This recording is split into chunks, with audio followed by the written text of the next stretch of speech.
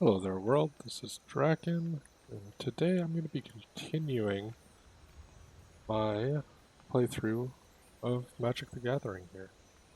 Because I got not too far in it last time, I got a couple of these color challenges done, and I think we're going to continue doing that.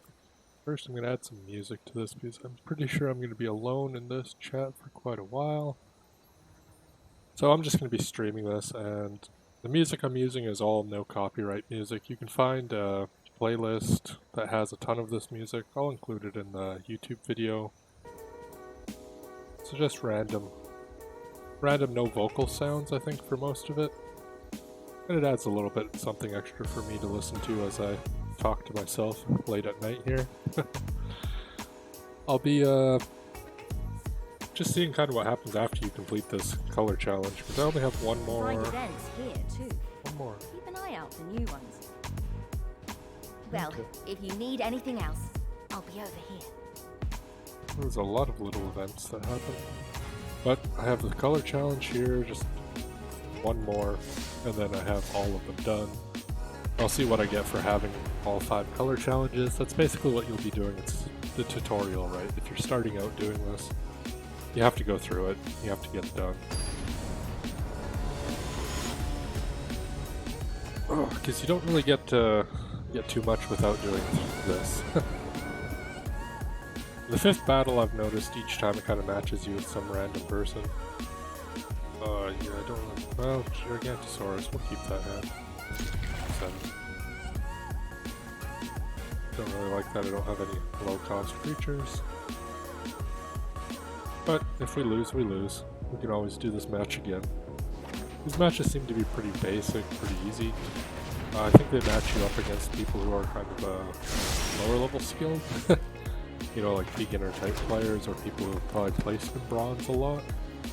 So maybe people who have played for a while, but they just aren't very knowledgeable about the game. Because there is a lot of little nuances for this game. You can learn a ton of different things. Let's actually take a look. Strong image there.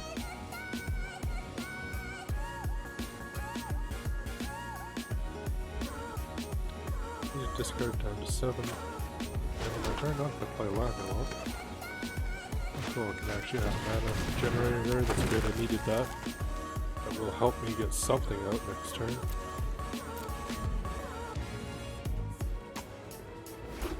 I'll actually open the YouTube one. Okay. Huh, can I not hear myself talk? I don't think I can right now.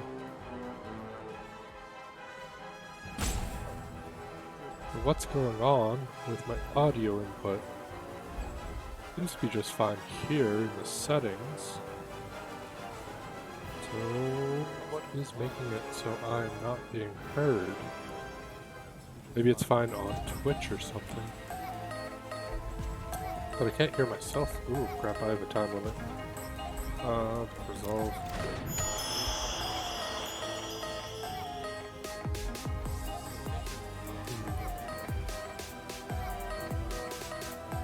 Okay, let's see here. I'm just gonna take a quick second here. Let's see if we turn off the music. Can I then hear myself talk in this? How about if I turn this up?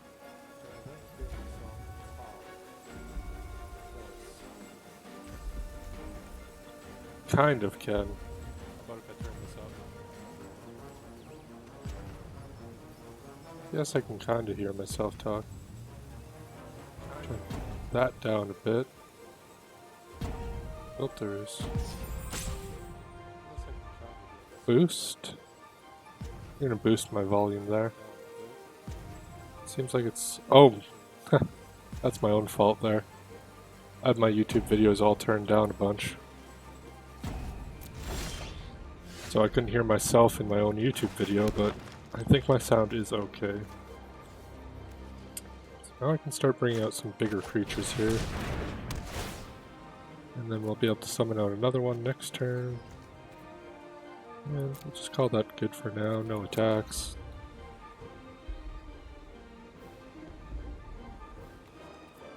Turn. I think that's looking good. Yeah, everything should be set up just fine. That's good enough there. Yes, resolve. You can have your guy, you can get your card too.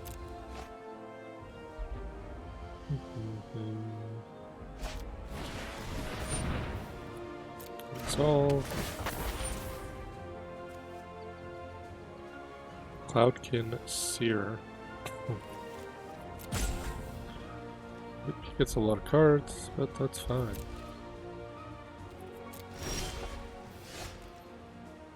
Ugh, wish I got a land there.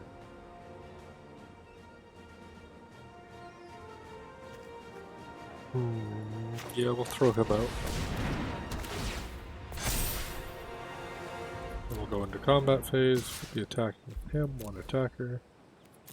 Next.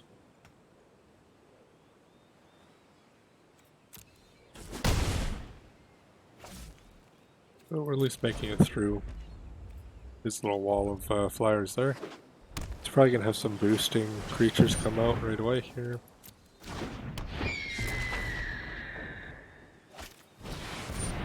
Other creatures, yeah. So he's going to be able to hurt pretty bad when he hits.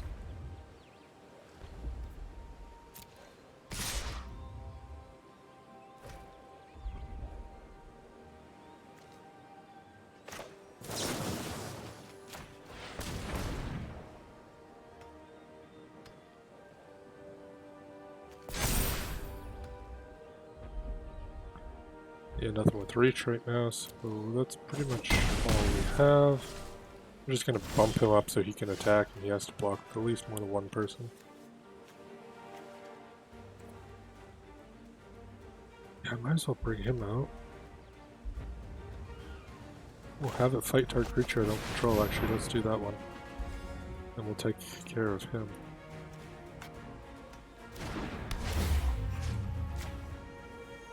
Yep. Those two will fight. Oh.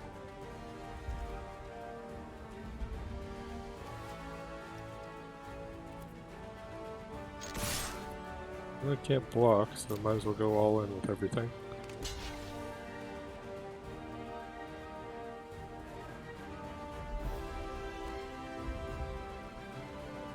And he's still deciding who to block.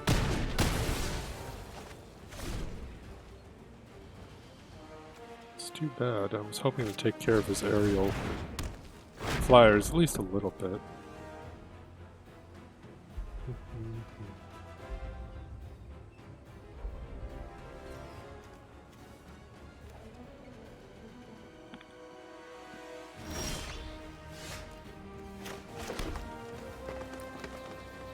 Shaper.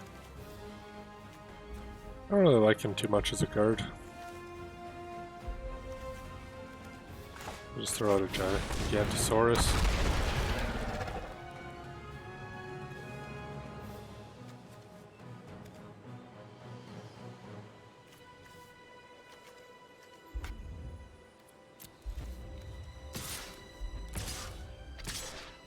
Three attacks.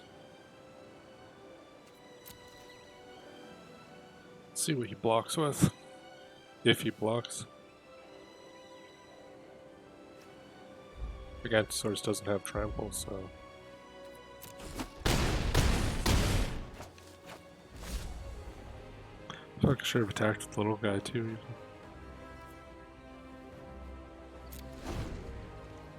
If I did, and then I bumped him up, it would have been enough to kill him. 3, 6, 9, 12, 13, 14.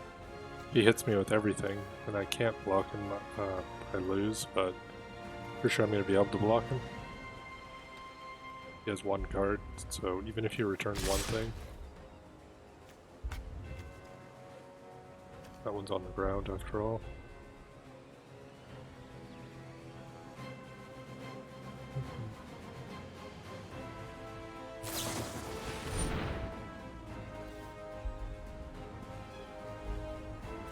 Okay. Don't know why that makes a difference here. Oh, Gigantosaurus, I can't block?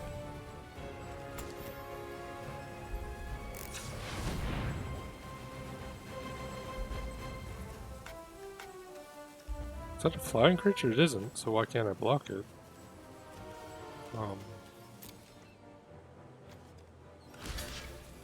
Oh, okay, never mind. It was in the wrong phase there.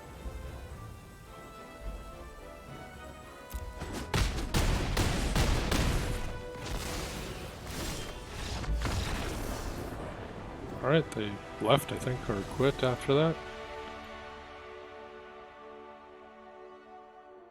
Well, that worked out. Good enough, right? Now we get a bunch of little rewards. Redeem this wild card for any rare card by adding the desired card to your deck. Still haven't done or used any of these. I'll figure out how to do that eventually.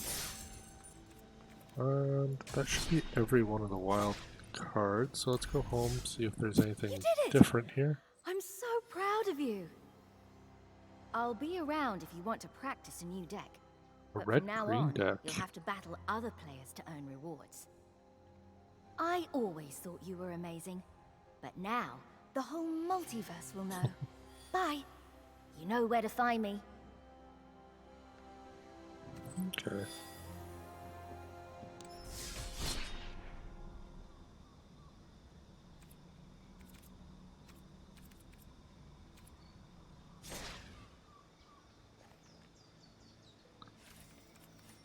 Or did that just give me the reward? Play a game to complete this quest. It just says play a game. There is no greater treasure than quiet. Let's see if we play a game here, if it gives me this. Or maybe it meant play a different type of game. If I get a whole deck just for playing, that's a pretty decent little amount of cards they're giving away. Again, I barely know any of the new cards from this series. The last several series I missed out pretty much on everything since which one the pyramid one was. I remember that one. And maybe Ixalan. I think there was some Ixalan. That was around when I stopped playing. And I didn't really play too long either. I just kind of played because it was a bunch of other people around me were playing, so kind of picked it up and I enjoyed it. It's definitely fun. Playing with other people, of course, kind of sucked because everybody would argue about the rules all the time. But that part wasn't very fun. So I'm definitely enjoying the Magic the Gathering Arena aspect right now, where basically just everything. Let's see, whenever you gain life, put a 1 encountered on Hallowed Priest. Let's actually throw him out first. Get those counters building.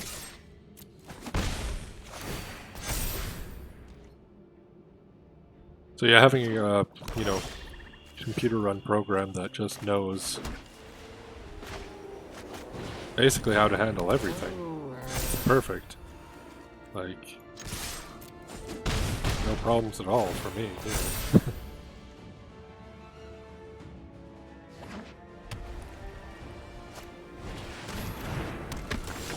Whenever another creature enters the battlefield and control, you gain 1 life.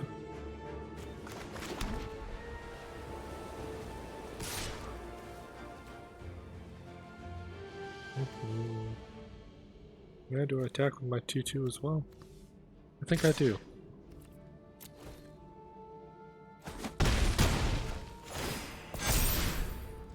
It's building this guy up quite a bit. That's what I kind of like about it. Ooh, destroy target tapped creature. That was a good choice there.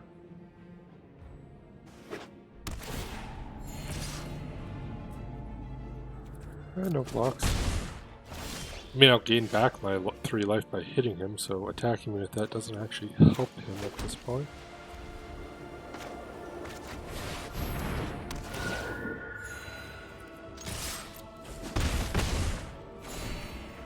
Hmm, 30 life, pretty decent.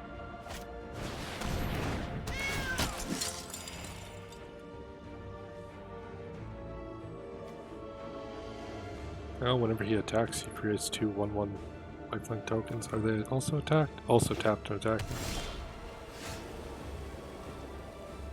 First strike until end of turn.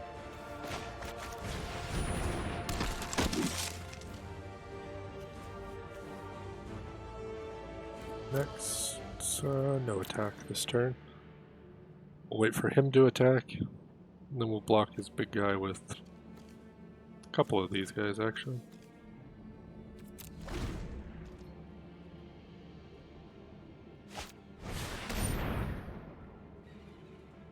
Oh, I like that one. Marauding Blight Priest. Oh, that's a different one than what I'm used to. I'm used to like a 2-cost creature that does that exact same thing. Also a Vampire Cleric, though. From an older series, so I think Ravnica, one of those kind. Enters the battlefield under your control, you gain 1 life. Okay, resolve, let that happen. Resolve. He gains life, I lose a life. Resolve. I'm slowly whittling away my hit point now.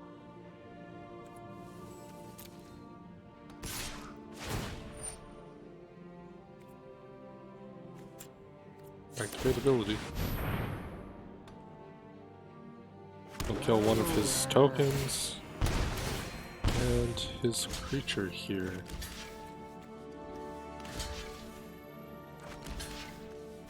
Actually, we'll kill both of his tokens.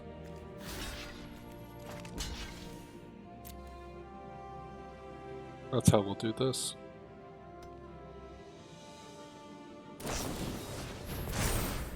Oof.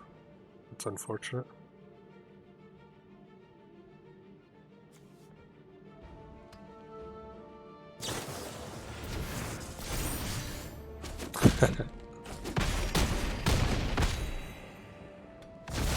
This might just go the wrong way here for me. One or more creatures you control attacks, they gain indestructible until end of turn. Whenever another creature with power 2 or less enters the battlefield and control, you gain a life and draw a card. Flying an indestructible 5/5. No, it's not indestructible, but it gains indestructible. Say throwing this guy out is probably the better choice here. No attacks. Try to get like a lower cost card here, hopefully, to come out and give me some draw power. Definitely lacking. Whenever you gain life, put that. Ooh, yeah. That's a mean card right there. So this is not going well for me.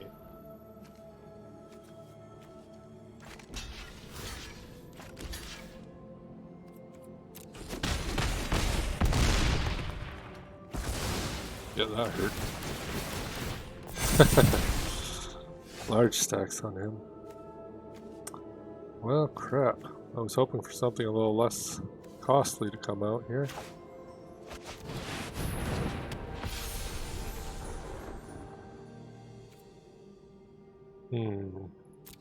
No attacks. And at the moment we can still block him.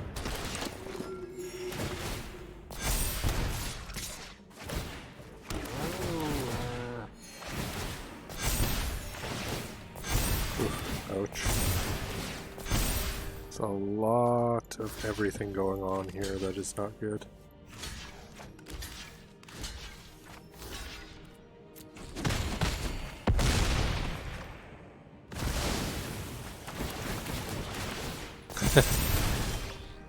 Yeah.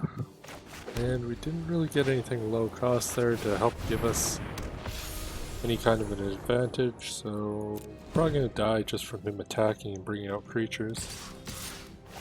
Gaining life. Yeah. That's enough pretty much to kill me right there. Unfortunately, he got his deck to go off here pretty decently. Whereas I, fortunately, did not.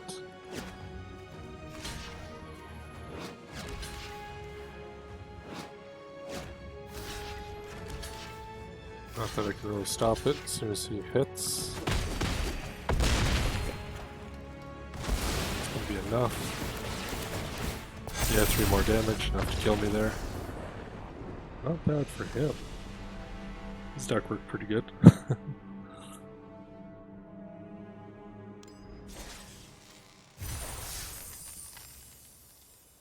I guess you didn't have to win that, you just had to play another match.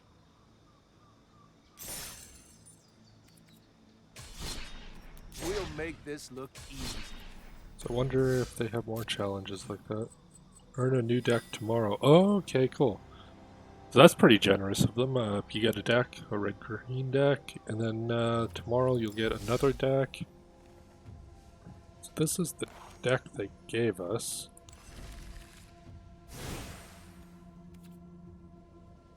Hmm.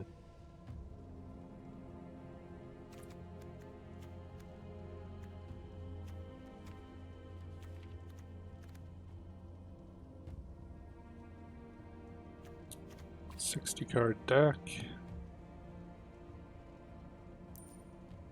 15 sideboard cards you can switch in and out. I wonder how you look at all your cards though.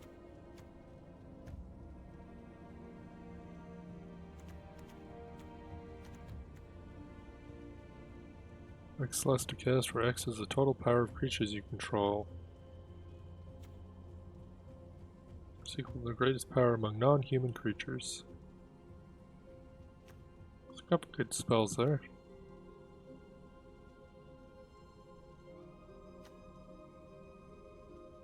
For each creature, power 4 or greater you control.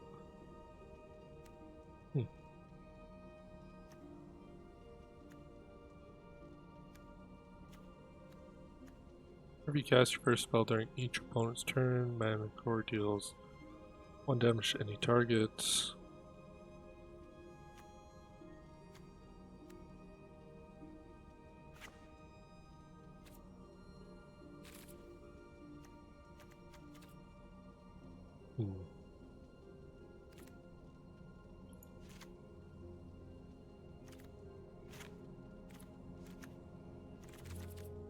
Oh, okay, so you can craft.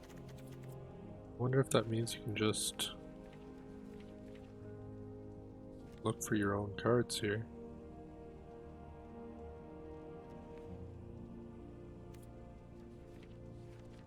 I wonder what it's limited to. Maybe just every card you've acquired before? Antisaurus, it seems like I have. I do have those already, so... I have 2 of those, I think, is what that's saying. Collected and in inventory. How can I search for cards? Advanced search terms. Name a card, expansion set code, Oracle rules text.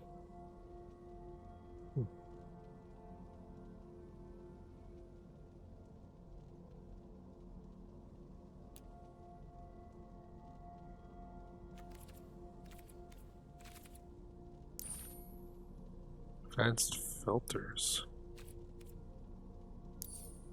Standard.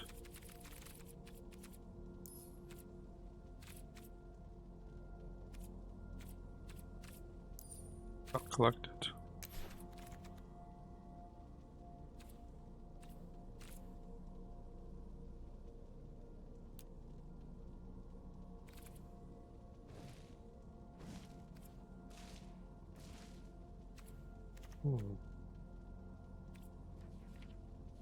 And that is going to be a lot of cards to do. I definitely don't want to have to deal with that. Oh crap, I just did that again. Can I undo that?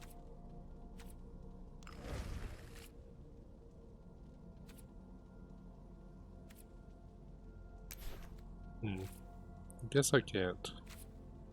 Let's take this filter off. Just collected cards, I guess. Oops, I still have it on non-collected.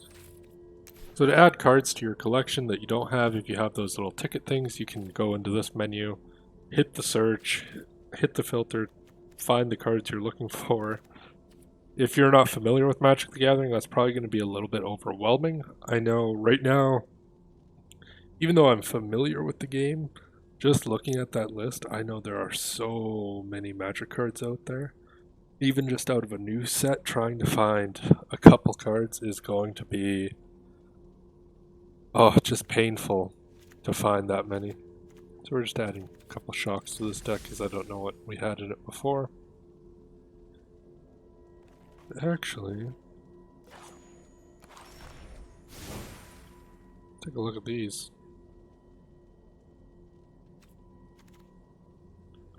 Creature you control, choose battlefield to gain 1 life. I will probably take the time to just edit these starting decks and change them into something a little bit different than what they have here, because there are so many just amazing cards out there, right? Find number of non-angel creatures you control until Christ leaves the battlefield. So that was the card we saw in the last deck, and yeah, it's a good card. So life gain, life loss deck, black and white. That's a good choice to go with. Sarah Angels, I'm not too impressed with them. They're pretty high cost for just a 4/4 flying vigilance. More creature you control is attack, they gain indestructible. That's okay. Realistically though, you can give a different creature flying. I don't have a ton of cards to kind of throw in here. Actually, we could throw that one in. Take that one out. No. Crap. Sarah Angel, where are you in the actual deck here? I took out some other Angel card there, I don't even know which one I just hit there. Battlefield may exile creature card from graveyard.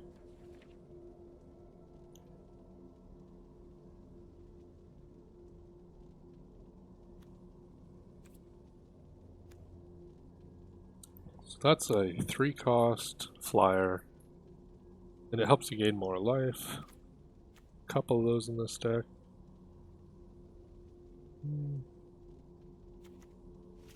Doesn't hurt to have a couple of those in here. Hallowed Priest. Yeah, we're just gonna say that's good. We'll hop back. We'll actually take a look at a couple of these other game modes here to just kind of get you up to speed on some of them.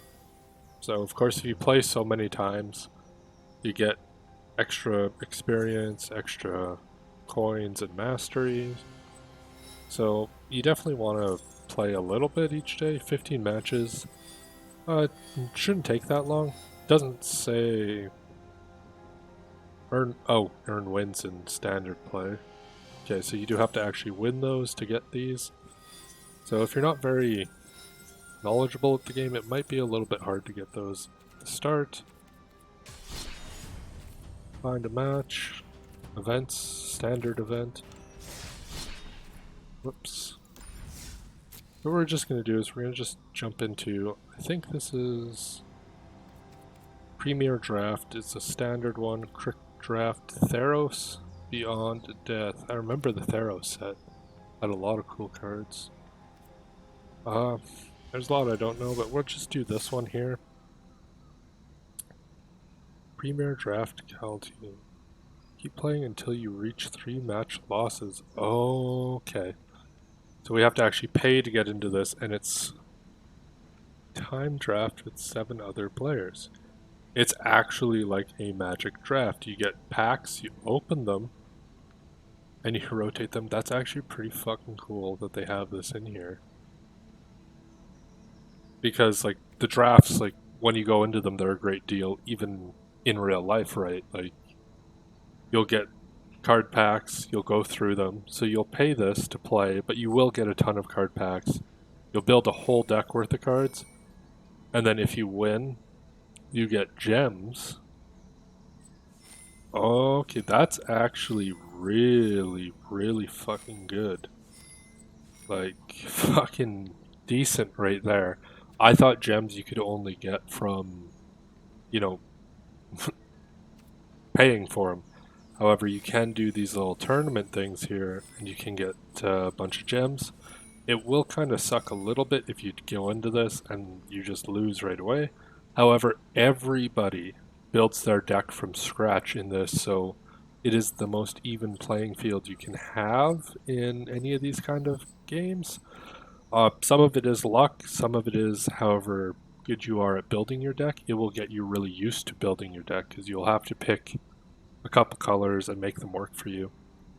So as soon as I have enough for this, I'm going to do this, and I'm definitely going to stream that because that will be fucking cool as shit to be able to do these drafts. And I guess, you know, you'll have your Kaltime here, and it'll have just Kaltime packs, which is probably the newest expansion, I'm assuming.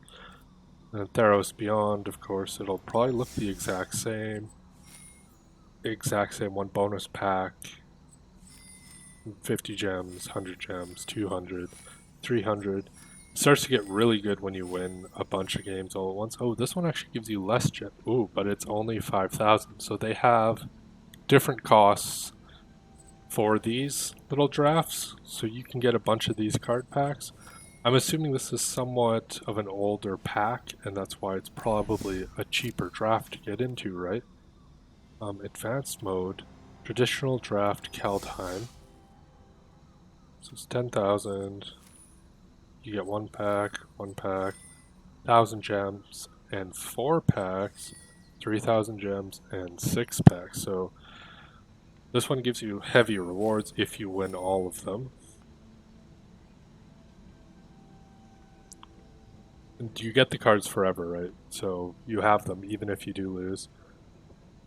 Basic lands up to a 40 card deck, best play 3 games. Receive prize based on how many matches you win.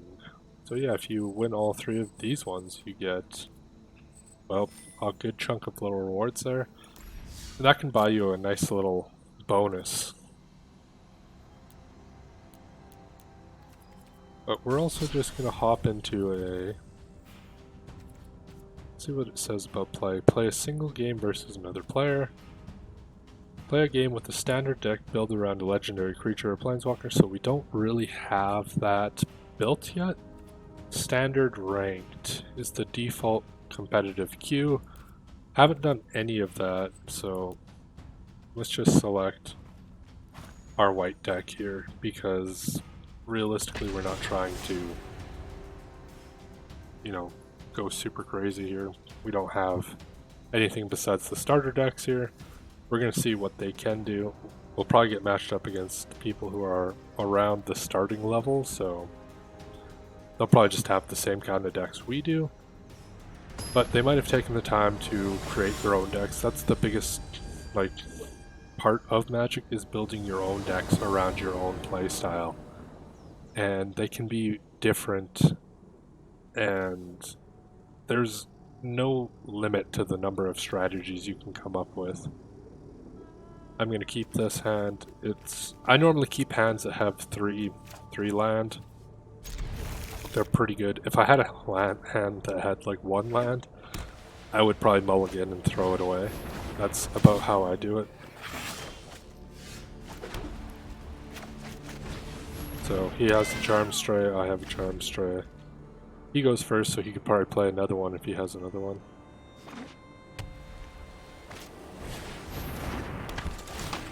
Beginning of combat on your turn, put a 1/1 counter on creature you control. No blocks.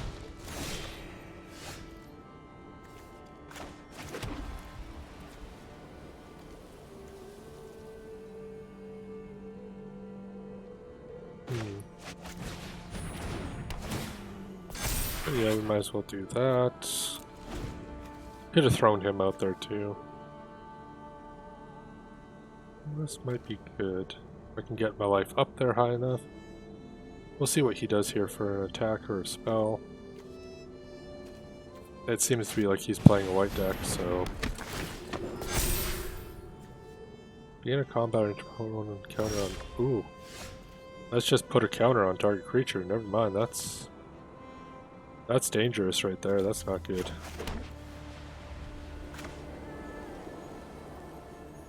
Crap, I need something to deal with him and I don't have it. Because he's just going to keep pumping that lifelink up. I can't attack here because if I do, he'll just block it and kill it. So, Lumen Arch Aspirant, that's a very good white card. And as you play these, you'll see kind of what other people use, and you'll see a card that's like, ooh, that's fucking good. And you'll be able to go into the search later, find it, and basically grab it. Let's just block here.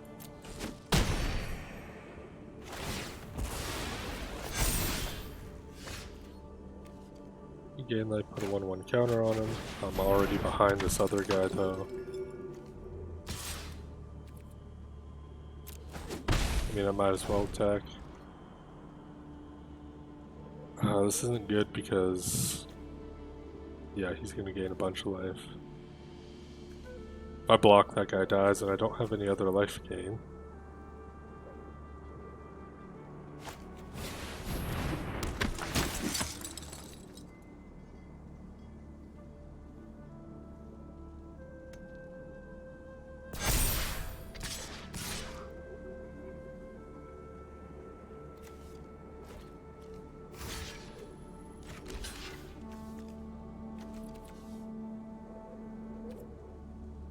Sure. That's all I can do. He might have the same card up his sleeve too. So... Oh, it doesn't look like he did though.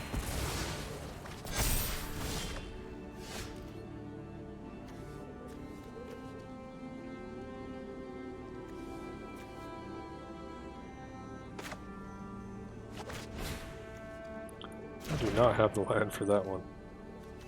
I can throw out a double strike. First strike. Guess I'll just throw out this guy here.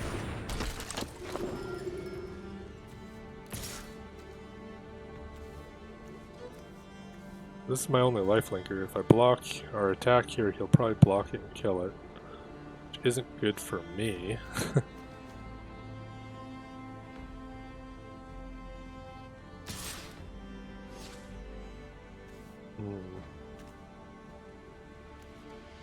Yeah, I don't know what to do here. Not a good choice for me no matter what I do.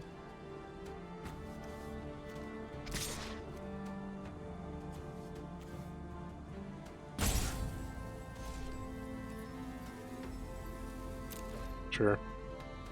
We'll see if he blocks. If he does, I lose my lifelinker. He didn't. I don't think he's worried about having life.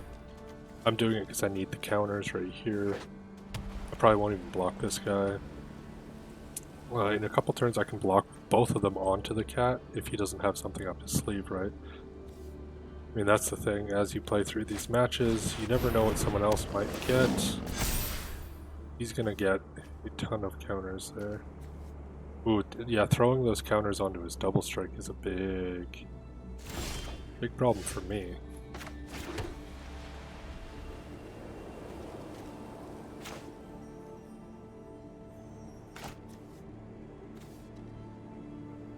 Four.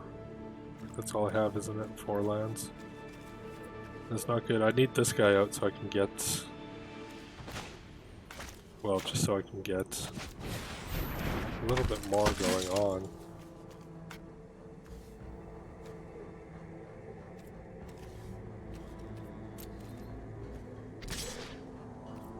Yeah, one attacker, that's all I really got.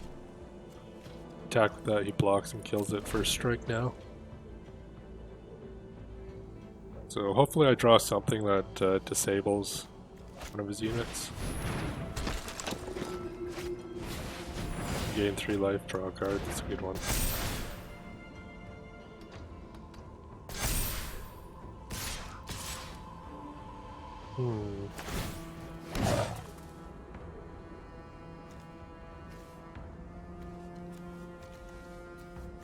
Okay, this isn't bad. I can do that there.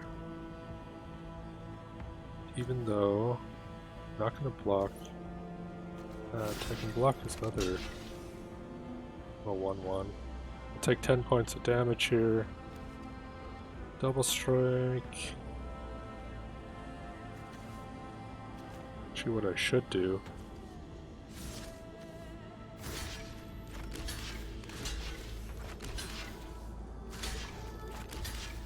Block like that. 3, 4, 5 points of damage to his lifelink cat. Slow his lifelink down.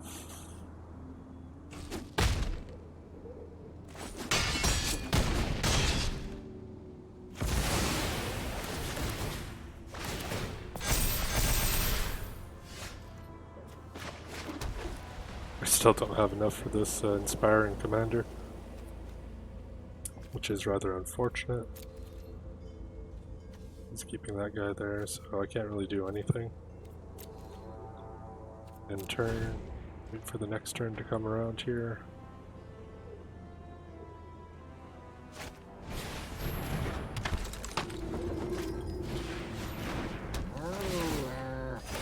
Oof. This guy's getting a little out of control here too.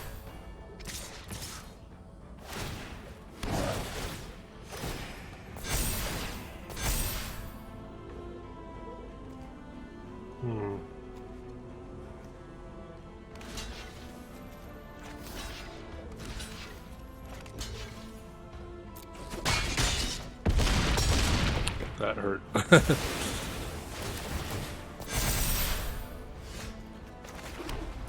have enough to throw him out, but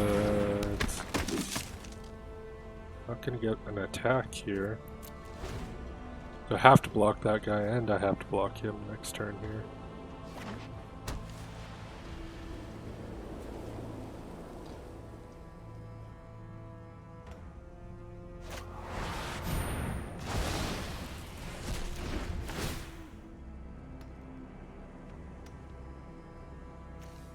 Power 4 or greater. Okay. We had to pick a higher. I wish I had that. That would be very handy right now. Double strike. That's 6 points of damage. Yeah, I have to block these two.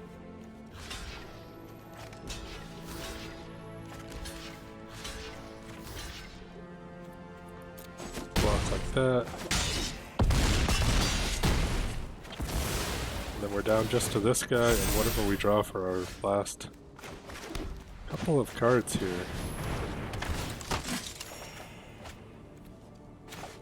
Well, that's not going to help.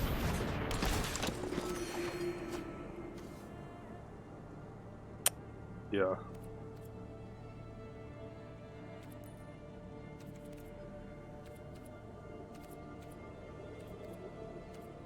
Pass turn.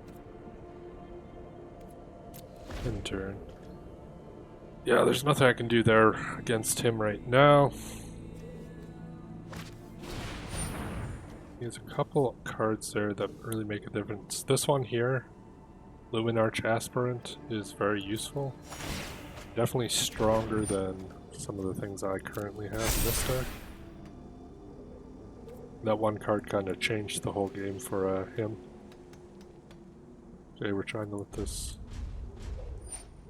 resolve.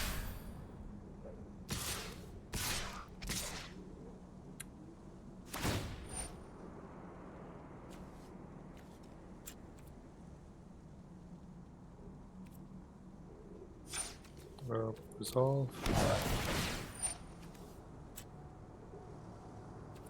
Now even if we block there, the two cats will get through. Resolve. Resolve. Resolve. Let's see, maybe we can... I mean, we can draw it out more, but... You can live with one hit point here. Block. And I doubt we'll get that miracle card that's... Oh, never mind, we don't live with one health. We died. Bronze tier. Constructed ring. Click to continue. So I think we'd have to win to actually move up from this tier. Yeah, we didn't get any points towards that. For this, I did notice that it's kind of a little cheap. You only get a pack every 2 levels. When you do the free one, you do the paid one, they give you a bunch of rewards, you know, as you go through. Like, here's an extra pack on every one you don't get something, it seems. And then you also get like a random mythic rare. Gain access to all rewards by unlocking the mastery pass. So I'm definitely not going to be doing that. It probably does give you the most value for purchases. It's 3,400. Actually, you know what? You could do a draft, a couple drafts. Definitely would take a while to do that and build it up to be able to unlock the mastery pass. And you do get some of your gems back as you level up, and you'd get a bunch of cards, packs, boosters, Throne of Village, a bunch of mythic rares as you go through it. Those are the highest tier of rarity cards. Most of them are pretty crazy good. Not all of them are.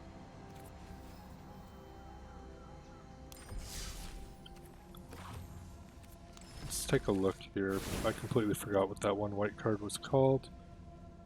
But we can just go not collected. Okay.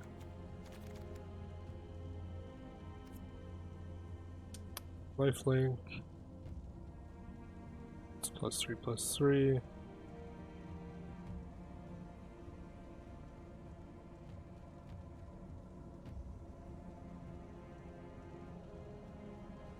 You have a full party.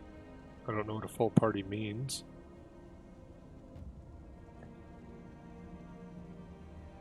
Greater. Charmed Strays. We have a bunch of those. They're okay.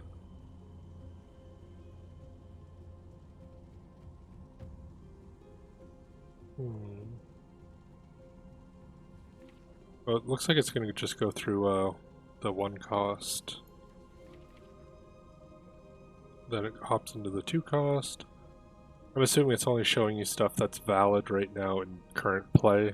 There's definitely way more cards than this. So this is definitely just what you have in current plays. Combat in turn, if you control a Basari Planeswalker. Okay.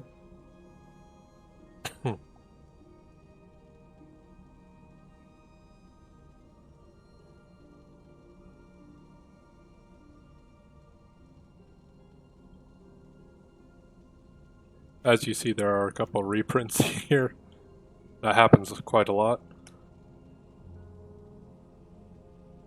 Where they'll have like one card that they just print a bunch. Sometimes it's common, sometimes it's rares, sometimes it's a mythic rare that they print it just several times in different series.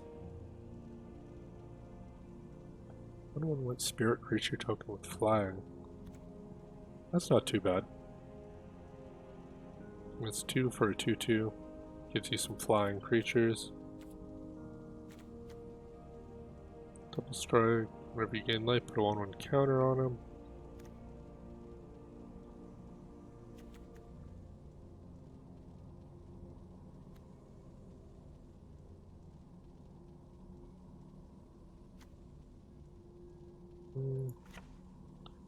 Don't need that guy so much.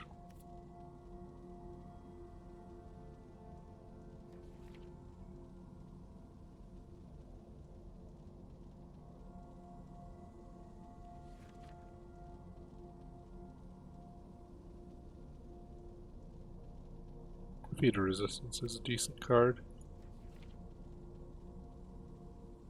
All we're really looking for here is that so it was a 3-cost creature, wasn't it? Or maybe it was a 2-cost creature. Luminarch. There we go.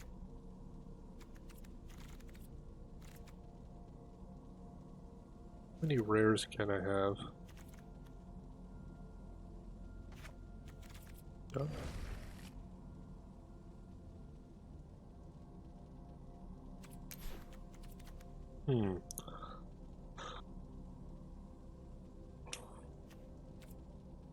Craft?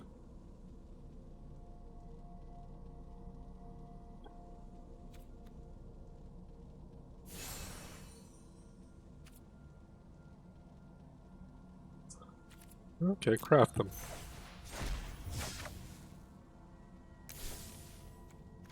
So now I have 2 of those guys. They are in the deck, I believe. Yeah, 2 of them. Okay, cool. Yeah, those guys are pretty fucking decent. They just give counters out for... And 2 cost is fairly cheap. And if you get one of those tokens onto a double striker, it gives you a decent little bonus right there. Standard ranked, traditional play standard, best of 3 matches versus another play using standard decks. Traditional ranked in an alternative competitive queue that uses the best of 3 rules. Traditional historic rank. Using cards from all of Magic the Gathering Arena. Okay, that's definitely one you want to take your time. Get used to a lot of the cards first before you hop into that one, because that one's going to be... Yeah, from all of Magic the Gathering. When you have matches like that, there are a huge amount of variance to decks. Because there are so many just crazy good cards. And there are cards they have on a banned list because they do not work well together with other cards from different series. So they don't let people play them just to kind of keep it somewhat even, right? We'll just have a... maybe we'll try to win a ranked 1 or 2 here. We added a couple good cards to the white deck. If we do get them, perfect. If we don't, that's also not bad. Ash Tree.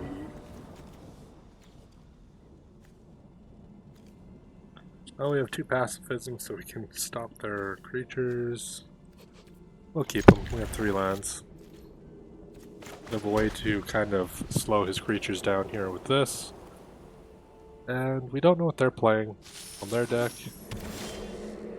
You can tell they've... Well, alright, I guess that's a very fast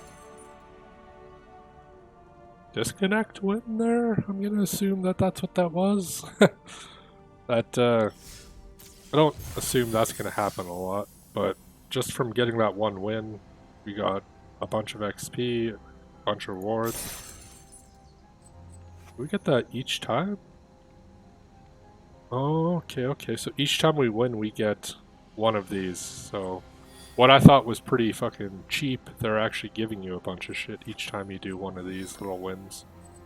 So yeah, sure, let's do another 1 of those, and maybe we'll have another disconnect win.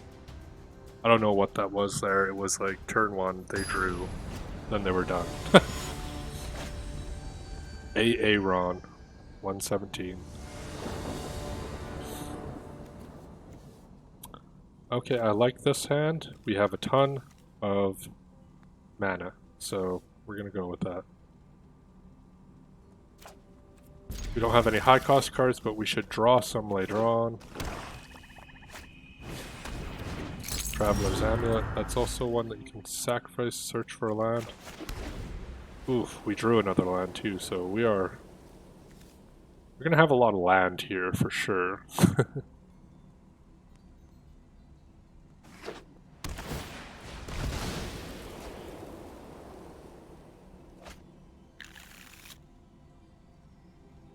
Yeah, grab the land.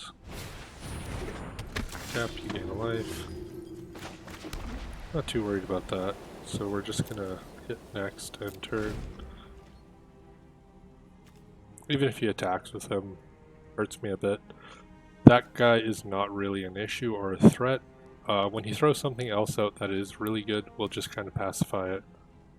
Kind of keep it from hurting us. He's playing a white-black deck, so he might have life gain, life loss. If he does, we might just pacify that. No, that's just a can't attack or block, so he'd still be able to tap and untap every turn, and if he has creatures that are just sitting there. So, +2, whenever a creature with death touch blocks or becomes blocked by this creature, destroy that creature. Okay, giving hexproof to them, that's pretty decent. But we are not lacking on any mana. Like, at all.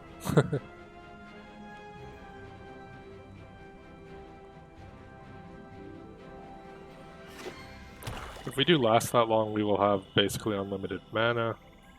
Not gonna have to worry about it at all. Wondering if he kept his hand just because he had a ton of mana. Flying and Vigilance. Is that create a 4/4 waiting? Show from Flying Vigilance. Spell was foretold. Create X of those. Okay.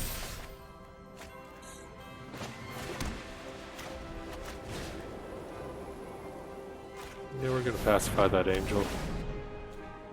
And we'll throw out our own little angel. Start kind of getting some creatures out. I kind of want to save that for a different creature that does not have the flying. It looks like he has his own angel there.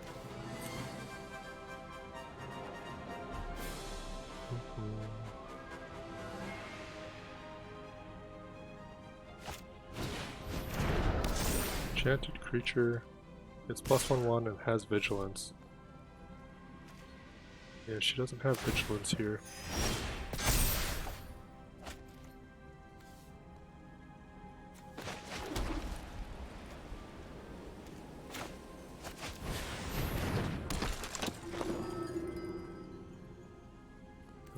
No attack, please. Yeah, we're gonna let him get through and hit us with that angel when he does attack here. Valkyrie sword enters the battlefield. You may pay 5. If you do, create a 4/4 angel creature token. Flying and vigilance, then attach the sword to it. Oof. That's a pretty hefty cost right there. Yeah, 3/5. Not much I can do about that right now. This turn, I'll eventually get some hit point here. Well, next turn I'll equip this onto him, play another land. I can even not block right now.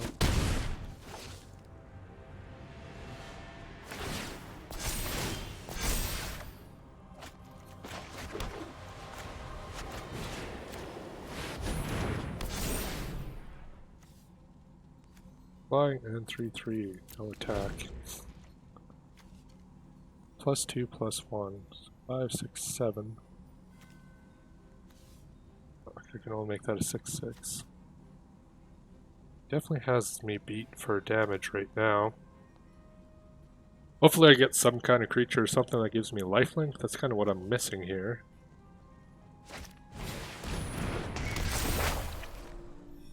Basic planes, reveal it, put it on the battlefield. Here's 0/4 colorless wall, and then you gain 2 life.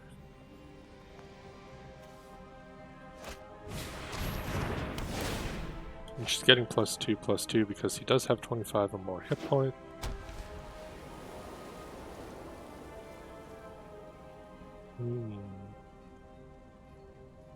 I could block his angel with both of my creatures and kill it.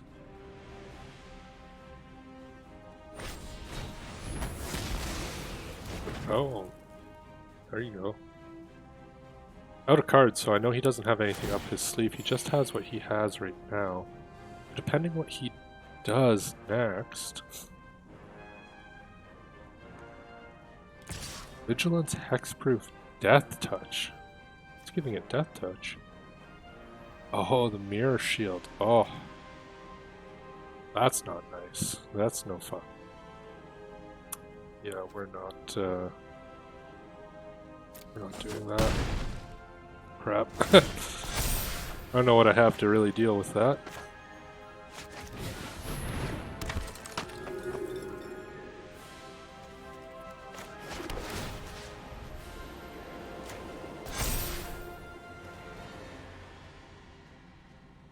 I mean, I can kill it, and then I don't have this guy out anymore. And then re-equipped all his stuff onto his Angel Warrior. The walls can't attack. Attacking might be the right option here.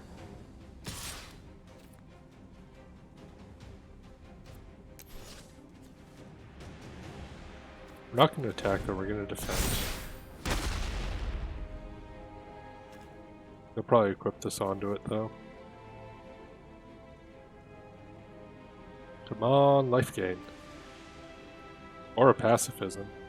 We need something to stop that guy or give ourselves some life. Yeah, I figured that equip was coming. Now even if we give ourselves that extra little oomph, we're not going to be able to block. Well, stop the damage anyways. Let's see what he does though. He does have one card in his hand now that he drew, so he could have a spell up his sleeve. And for all I know, it could be a buff, which would be bad, because I'm not planning to block it. I'm gonna block his angel here though.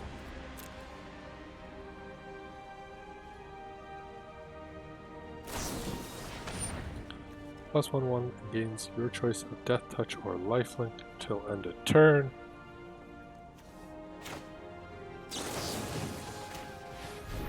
Oh, I guess give mine +2/+2.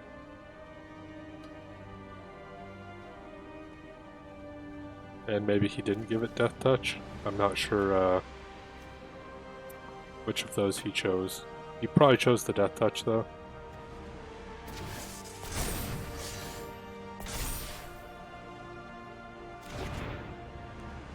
Yeah, it looks like Death Touch on it. Which means I now have to block him with her, no matter what I want. I don't really have anything here.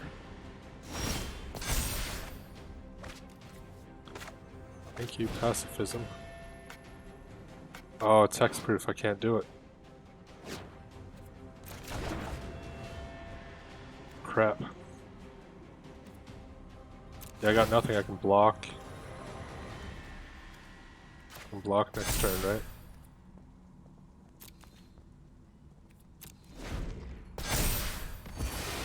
Yeah, that artifact is a pretty mean one, the Mirror Shield. Only 2 cost to bring it out, 2 to equip it, +0, +2. Gives Death Touch. Yeah, so that's another card to definitely look at. It's only, I think, our uncommon quality, not even very hard. Because I think I have a couple uncommon forge cards, I guess, still. So we will block here.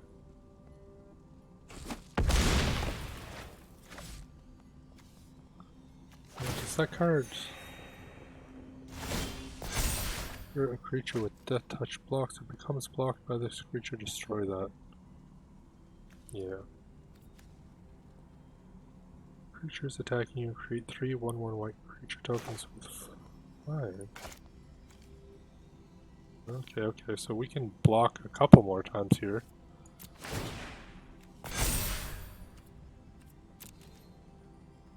We can save ourselves for 3 more turns at least, because of this.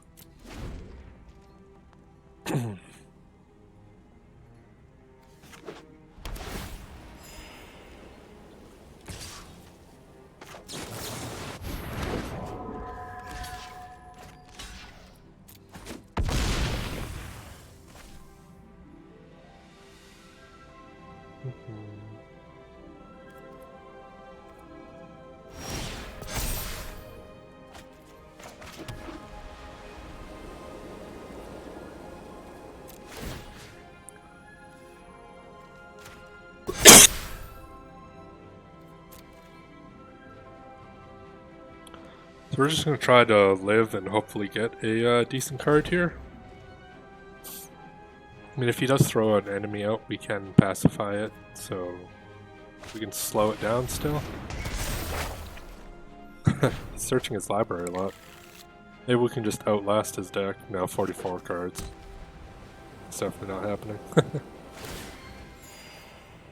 The hexproof from his other one, the Valkyrie Sword?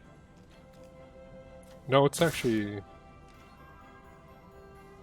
Yeah, that fucking thing is stupid. Mirror Shield, I'll remember that one.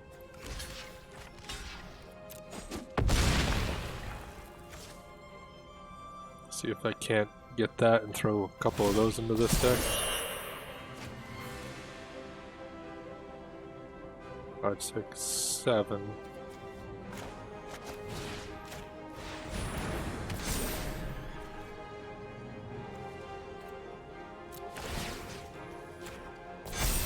So in the next combat phase, I'll have enough to be able to block and kill his guy, which I definitely would.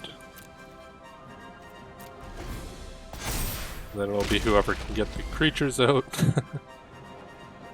I could technically block with both of my guys right now. If he plays whatever he has in his hand, I might consider it.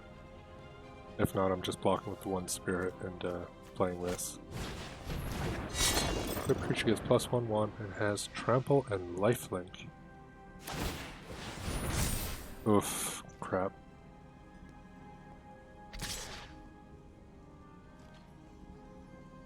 So it has flying and I can only block it with that little guy. I couldn't even block it with this one actually, now that I think about it. That was pretty one-sided once you got this guy equipped with that. Mirror shield. Okay, so it didn't take those points away from me for losing there. Let's add those mirror shields to this deck and see if we can't make it a little bit stronger. Oh. Decks. Edit the deck. Also adding cards that we do not have collected. We'll search for a mirror. And mirror shield right here. And it was a pretty decent card. We'll go with 2 of them. And what do we want to take out for that? Let's see. It's 3/3 and flying. It's not the worst. Tap all creatures your opponents control. Creatures you control gain lifelink. Not the worst, but you can take one of those out.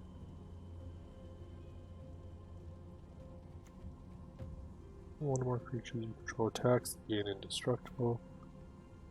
Inspiring Commander can be useful. That guy is pretty high cost, however.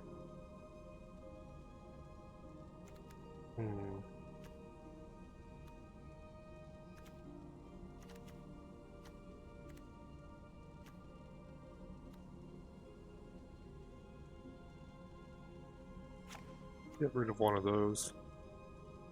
Normally if you are adding non-creature spells, you want to get rid of non-creature spells in your deck as well. That's just kind of common practices. Okay, let's craft those. We have 6 uncommon crafting things, so we can craft 6 uncommons. So I'll make those 2 additions to this deck. They're in the deck now. Oh, whoops,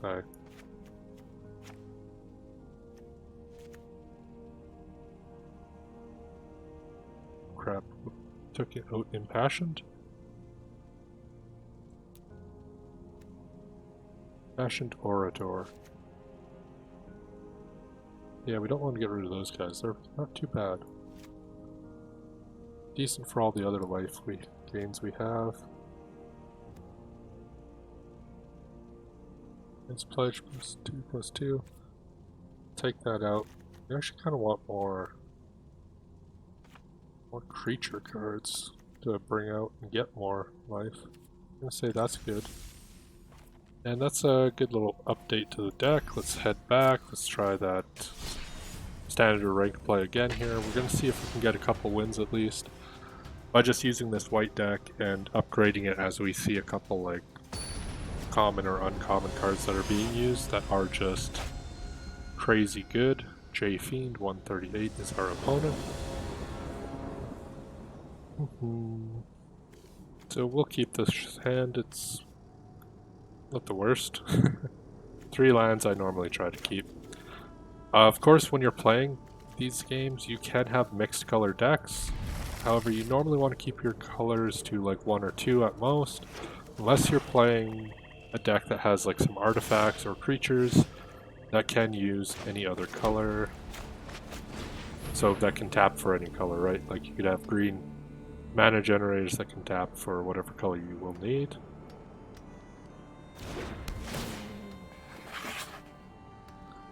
so mana wouldn't be too much of an issue. But if you have like 3 or 4 different colors in a deck, you're going to run into the problem of not being able to, you know, generate the mana you need to summon the cards you need, because all these cards have like 2 colorless up there, and then like 1 colored white, which means I need 1 white land, and 2 of any other color land. Anointed, whatever, gets +3/+3 until end of turn. Charm Stray will come out and give me some extra life. So it looks like he's lagging a bit here. But I would recommend, if you're a newer player, just start with these decks and kind of adjust them slowly as you start seeing what other people use and what's really good. Because you'll find some stuff that you really like.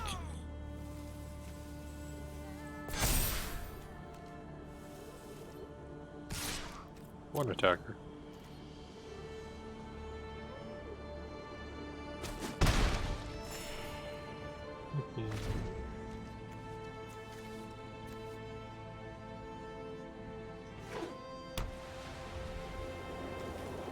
White, black.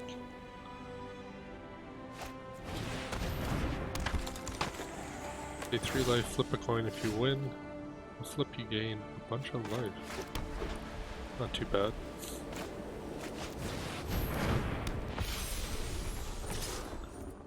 One attacker. I'm okay with them blocking. I get a 4/4 out of it because I have 25 or more life right now, which is a nice little bonus. Rider gains lifelink until end turn, gains indestructible until end of turn. Those are pretty pricey amounts to have to pay to get those things. It is a 4/2. It's not the worst. Just gonna pacify it. It doesn't really matter if we pacify it too much.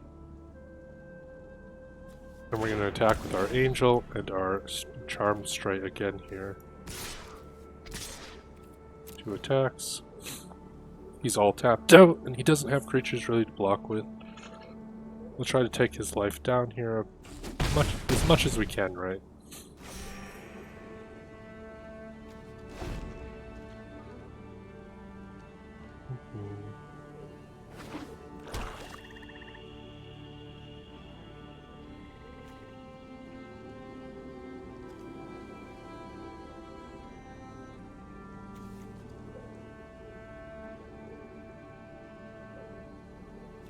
If he loses 3 life though. That is kind of a gamble. I'd probably switch that card out of the deck though, because I don't really like those kind of ones that are just negative and sometimes they're just pure chance. Our creature gets -X, -X to no one, trying to gain X life, exile twice X cards from the graveyard. Okay.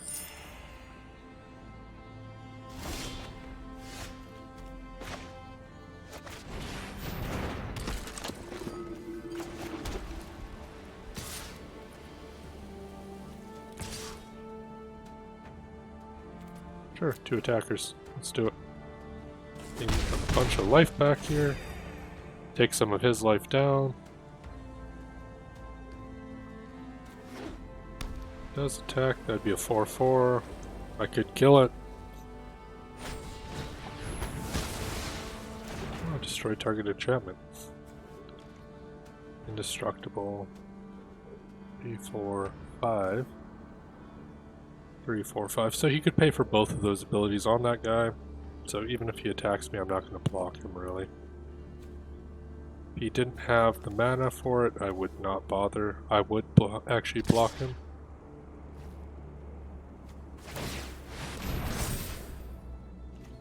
He is giving it that ability, so I can block it here, kill it.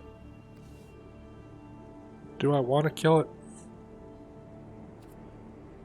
Not really, no. Don't care. He can take that. I can kind of gain it back just by hitting him here. Kind of not too much of a problem either way.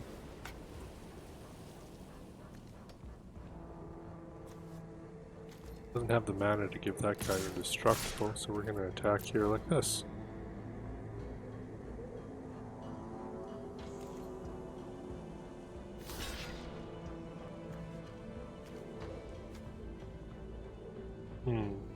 Do I bother giving the stray a little extra and taking that one out? If I do... yeah, sure, why not?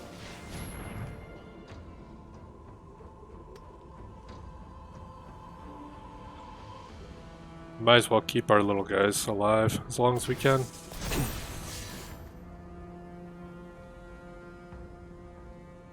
If it comes down to it, we can pile on to one of the enemies there. Right now, both of those can get lifelink if he pays mana, so he's not worried about his life. I'm still gaining something from these, and I do have a large life lead. Okay, so he got another one of those out. His hand is empty though, so I know he doesn't have anything up his sleeves. Neither do I though, I have a plains.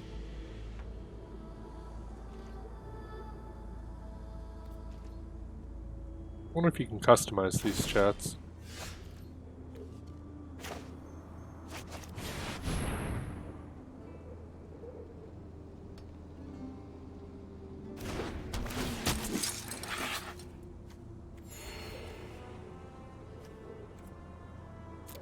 We're gonna bluff him out and just hold on to that one card and pretend not to attack. Sometimes that is a somewhat valid strategy if you just hold on to a land card pretending it might be an instance. The opponent doesn't know, right? They don't know what you have in your hand, what you don't have in your hand. They know I have untapped mana, and they know I have a card. So they might be less likely to attack with their units and risk having them die from a buffed up unit, right? And I know he has nothing in his hand, but he has those abilities on that guy, and he can pay to buff this one up. But if he buffs that one up, I'll just put this card, these two units underneath it, kill it. Right there, he did not attack me.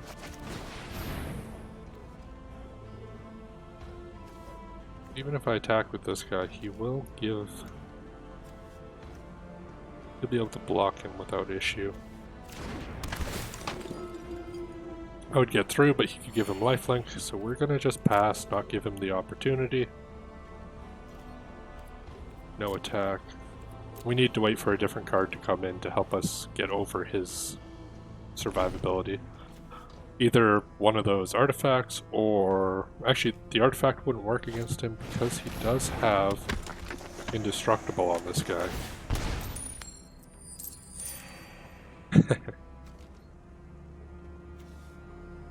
With a life gain deck, I guess he can get a good amount of life gain.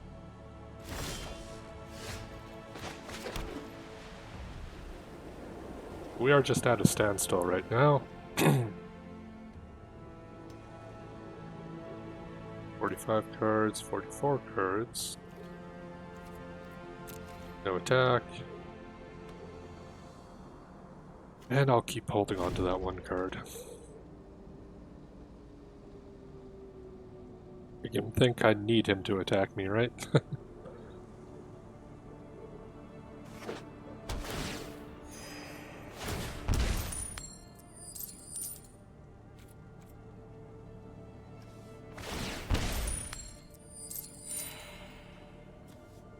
Pay 3 life, flip a coin. Okay, so he has to pay the 3 life either way, so even if he gets it right, he's only really gaining 3 life off of that. Yeah, I definitely don't think I would put those into my deck. Are you gonna attack me with something this turn? Ah, man, lands.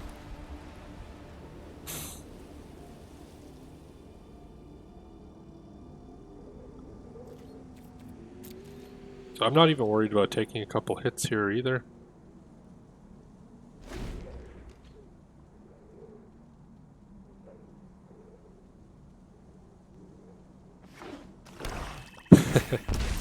Neither of us are getting actual cards to really do anything here. He's getting a good little amount of life up. He didn't get anything out of that. I guess the odds would be in your favor, right?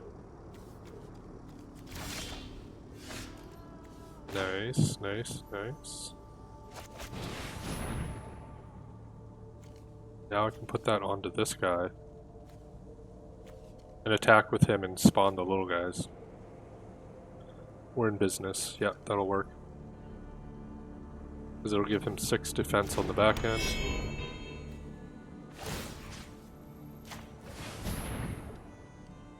Yep. It's not going to be much, but it's going to be enough.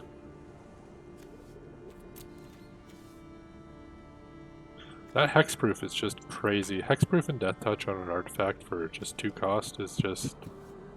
It's a silly ability. I would probably throw that into a couple of my decks.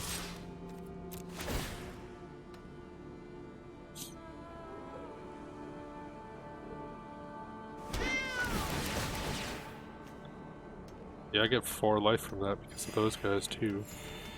If I get one of those guys that gives me counters for that, I'll be getting a ton of counters. Yeah. Lifelink, indestructible. And then you block, you gain 4 life. I hit you, you hit me. My 2 little life gain guys there get me something too. I guess he could buff up one of his guys. 3, 4. Oh, he doesn't have quite enough. So yeah, this will work out nicely.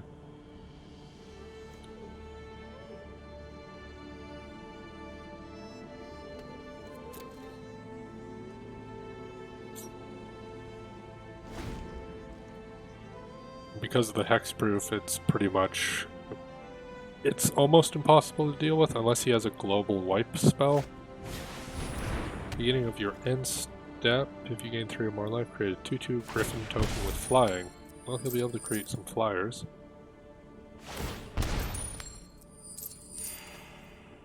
You definitely will be able to create a couple flyers there.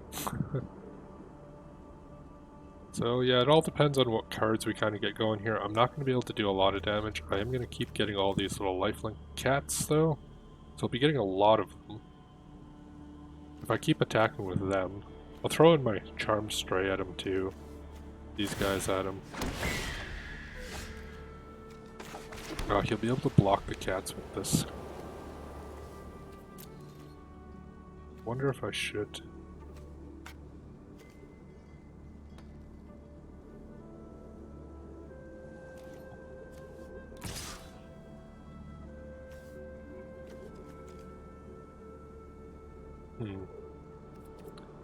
I'll just go one attacker for now. I actually don't think I have any like rallying cries or anything that give attack up to everybody.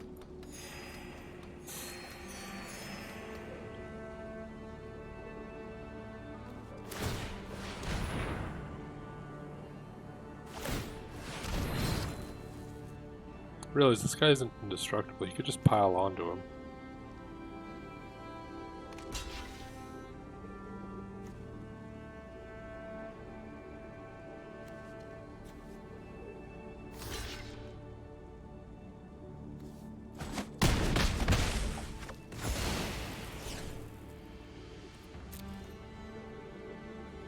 He's getting a lot of life.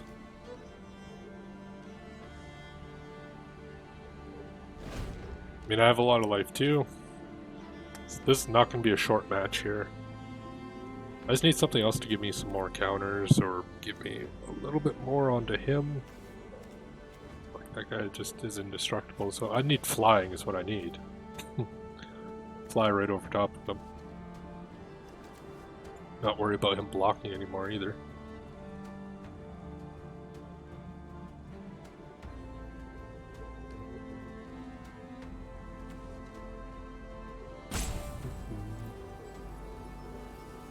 Time is running out for you, buddy. It is nice that they give you a somewhat decent amount of time. Stop an opponent's first main.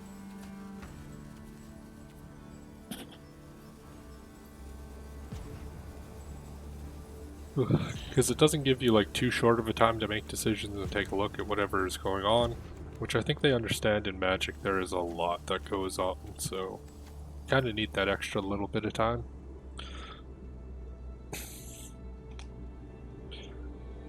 But so far I'm pretty happy with this this game compared to what I thought it was going to be, and this is perfect. This is what I wouldn't mind having here. Pacify him so he can't block and get indestructible anymore. And then we might as well just throw our land onto the battlefield. Actually, we can just keep holding on to it. We don't need anything more costly than that. Keep him thinking we might have something different. Waiting for him to react. So let's see here. I guess we might as well go into combat phase attack with a bunch of these little guys. We don't really need to hold them back. He might have a destroy target enchantment spell. White does have a lot of that. Exactly what he had. So we're back to where we were before. One attacker.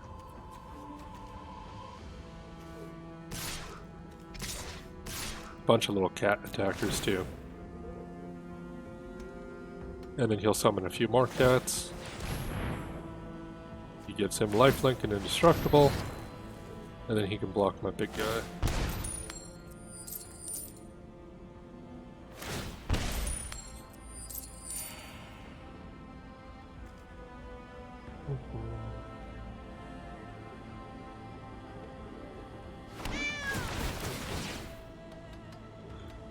Man, this is not going to be a fast match at all.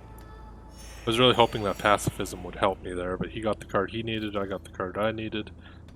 And sometimes that's exactly how these go. Things just kind of back and forth.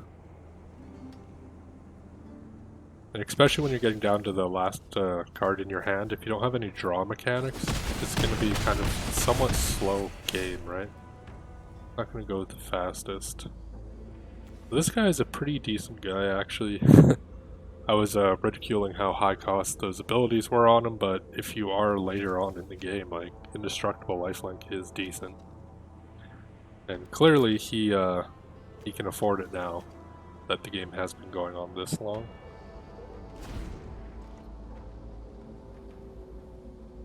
I know there's a legendary creature that can make you win the game if you have above 40 life. I wish I had that right now. That's all I have going on right now is a ton of life. Just need to take that creature out of commission. I'm surprised he hasn't gotten more of these 2/2 flying griffins.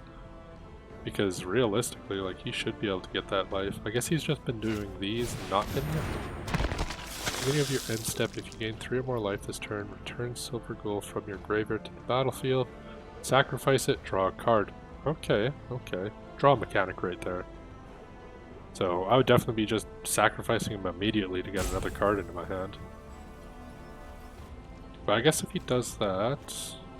2, 3, 4... He'd only have 4 mana, that's enough to give him indestructible at least. So yeah, I'd just sacrifice that guy, draw a card.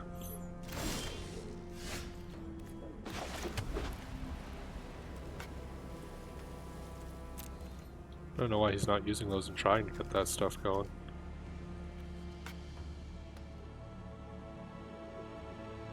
Well, we're gonna attack here.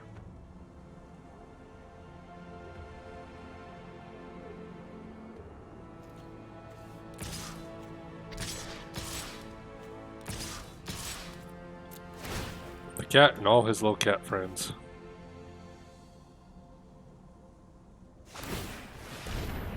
Yeah, indestructible, lifelink.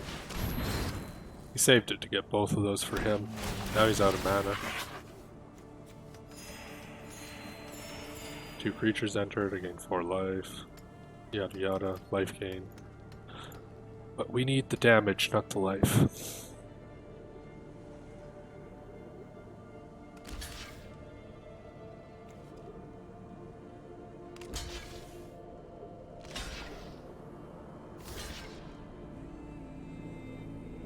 Yeah, and then he'll tap those to get their ability to go off.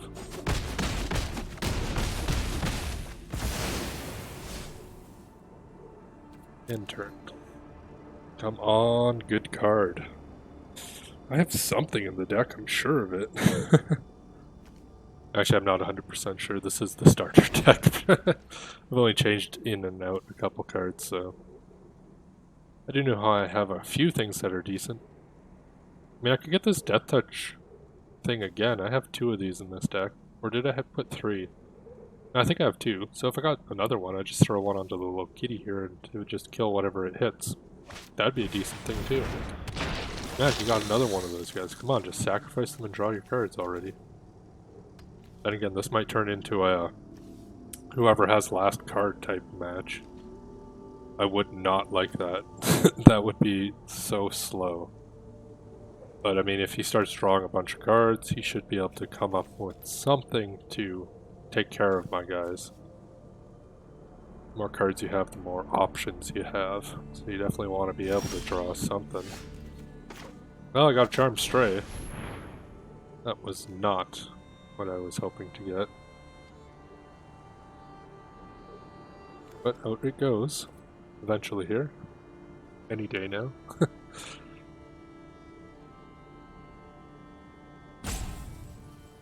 Oh, it's waiting for him to respond with his reaction.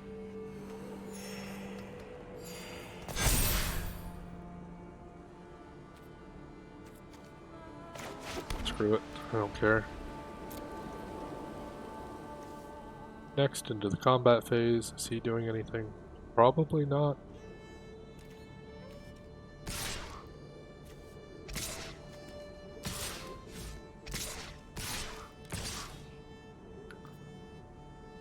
And yeah, let's attack with the cat too. We have these guys to block if we need to block. He'll probably block this Death Touch guy, I'm assuming. Maybe? Maybe he'll just choose to kill one of my guys.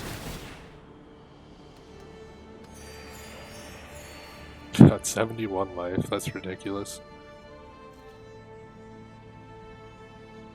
I know this is a somewhat life gain deck, but I shouldn't be getting this much life. Just I've kind of run into a situation where I can't get past this indestructible.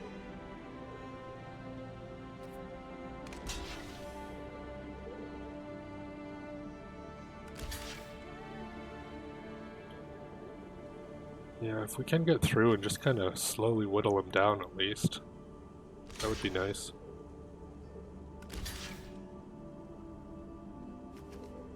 I guess those guys can block because he'll just get them back. I won't be getting those cats back, most likely. He'll probably tap these guys on his turn.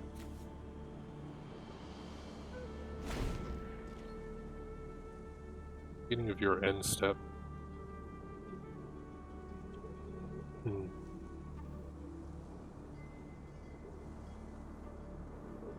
Yeah, I would be flipping these coins a lot more. Just to get these griffins out. He's gonna get another griffin here, so that's good for him, I guess.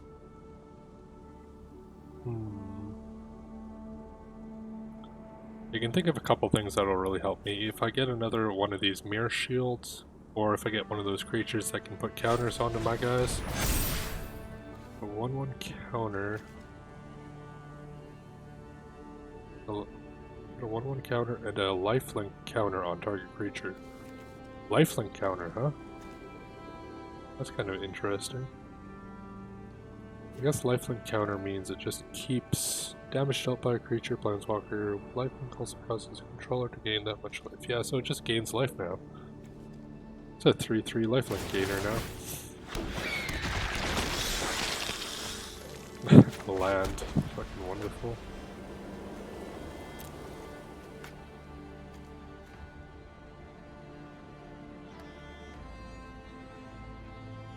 So yeah, I'm just gonna attack with this guy here, whatever. Just the one.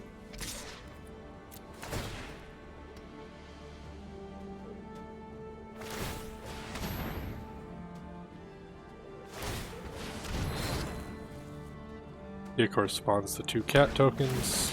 They'll be able to be blocked here. He'll block with his lifelink guy, of course.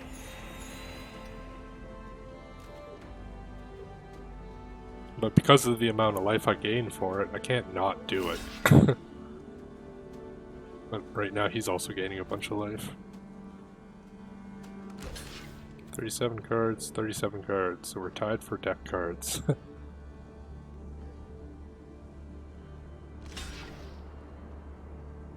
Okay, he's gonna block with a couple guys onto him. So he finally decided to do that. I don't know why it took so long.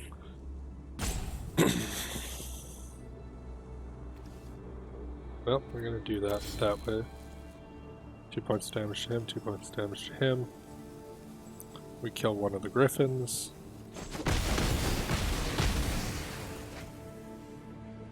And let's put this... let's just put it onto a token. Now our offensive kind of goes down because we don't have that guy anymore. I don't know why it took him so long to block like that. That would have been the smarter thing to do for quite a while. We still have a Death Toucher, so we can still block. We don't have anything against flying though, so he can start whittling us down if he gets a bunch of these guys out. And he can start drawing his cards. I know that's exactly what I would do. I'd just start sacrificing those guys and getting them back out on the battlefield as soon as I can. There we go, he's doing the right move there, I think.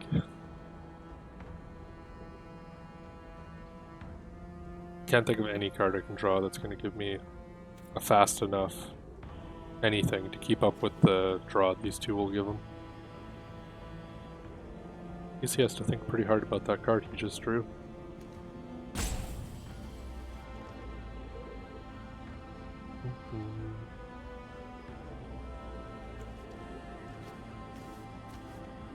Oh, I should get a reward for just having the longest match I've ever had. Hallowed Priest. Whenever you gain life, put a 1/1 counter on him.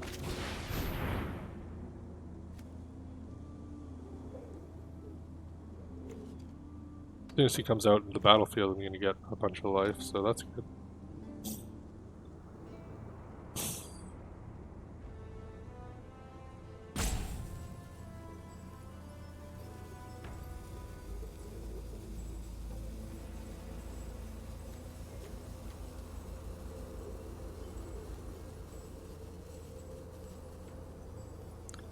It's kind of nice, it gives you a lot of time to decide something, but it's also kind of destroy target creature. Oh, he destroyed one of these impassioned orators. Okay, cool.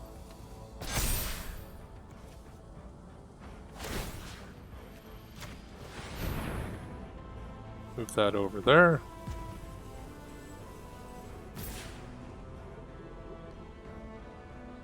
And let's just hit next. So with this guy will build up hopefully strong enough to be able to just smash through. We're not going to bother attacking, we don't have many units left here. Gain 3 life. Yeah. We're going to just try to get that life gain going here. If only we had this guy out earlier on when I was gaining all of that, we'd have a monster here right now. We don't, however, have that. So if we get another creature card, at least we can get some more. Your choice of a death touch counter or a lifelink counter. Damn. Is of course what you would give it. This guy does not have indestructible, so even if we build him up massively, he's just going to block him with that little idiot there. Oh, this is like a stalemate from hell.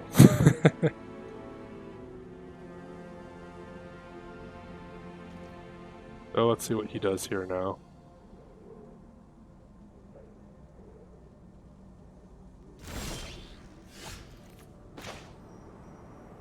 Okay, so we do have this. We'll play that. We'll go onto the battlefield. We'll give it to this cat here and attack with this cat. Whatever blocks it will most likely die.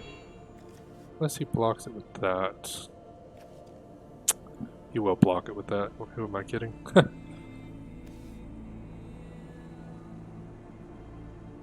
So what do I want to do here?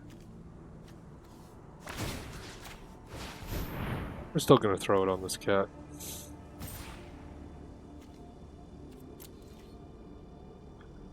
We need to get some more lifelink to get a couple more of these counters going anyways. We'll attack with this one attack. Kitty. He'll block, buff up here. He'll kill it. I'll die. I will, however, also get the lifelink and get the counter.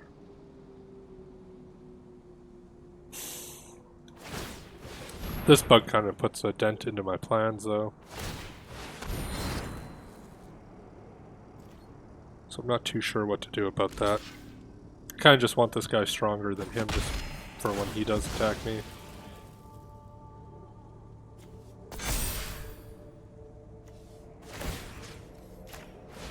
Let's throw it onto this guy so he can't destroy my impassioned Orador. Those two guys are protected. This one will just get stronger as long as I bring some more creatures out.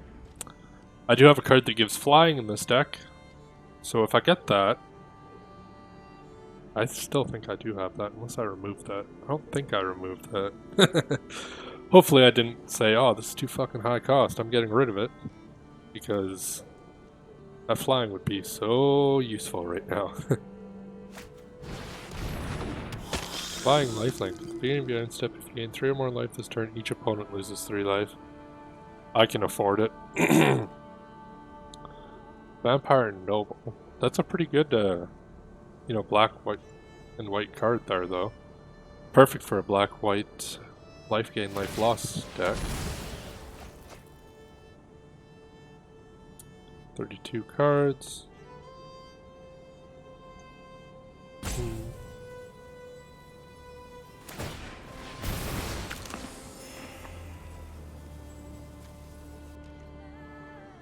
Yeah, so this guy will come back to the battlefield. Along with his other friend. Yeah, he'll get both of them back. And then be able to draw more cards here. As soon as he needs to. He'll probably pass me up for life in no time.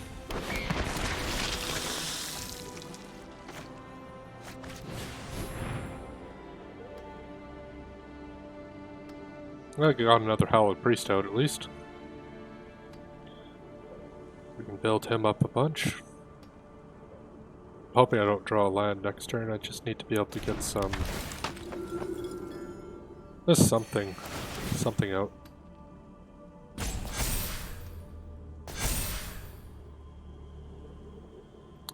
A 4/6 now. Still not strong enough, really. I mean, I could move this over and give him an extra little bump on the back end attack. He could still block it with a bunch of things. We'll give it another turn. Hopefully we'll get... Well, if we get another creature, I'll throw both of the mirrors on him and attack. At the very least, he'll get blocked by this guy. Oh, just this guy doesn't have lifelink though at all. Fuck, that's kind of not going to help me. 2 and 4. I could throw both of these onto one of my cats and attack. And at the end of my turn, move it off my cat onto a Hallowed Priest. He has a destroy creature card though, he'll just target one of my 2 guys when I have the mirrored shields on someone else. I mean, right now I have nothing but mana to burn, so 2 to move it, that'd be 2, 4, then 2, 4, so 8 mana. I have 10 untapped right now. And that was my bad, just sitting there talking as it was waiting for his turn to go.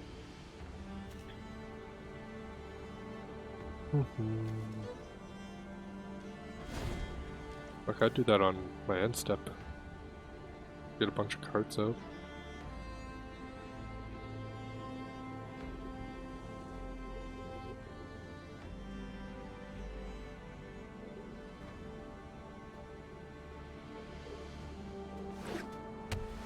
Well, he drew a land, I think.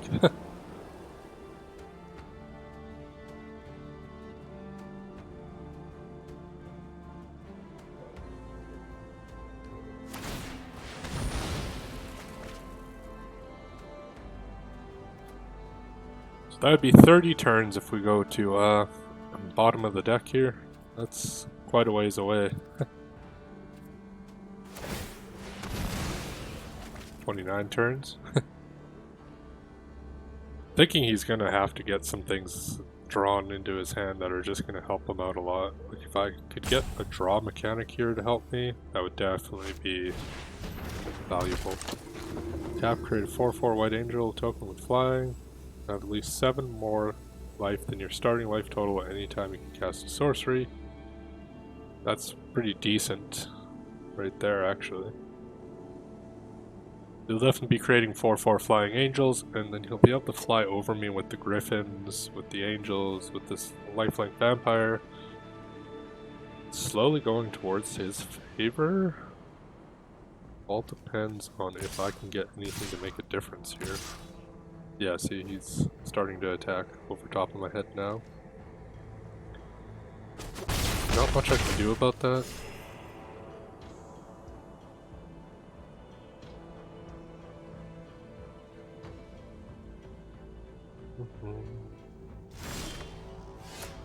Especially not when that's what I get.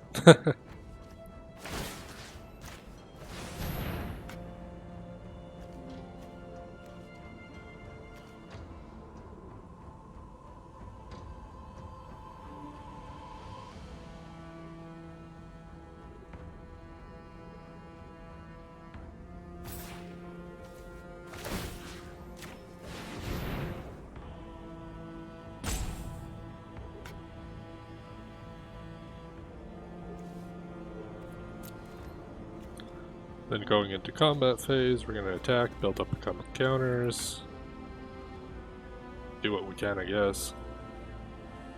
Neither of these guys have lifelink in the end though, so as long as they get blocked, they're good. And he has an indestructible blocker.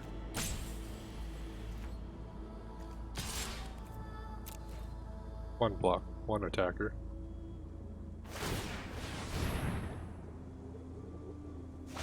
Lifelink, indestructible. So yeah, my guys live. I'll throw my shield back on these two.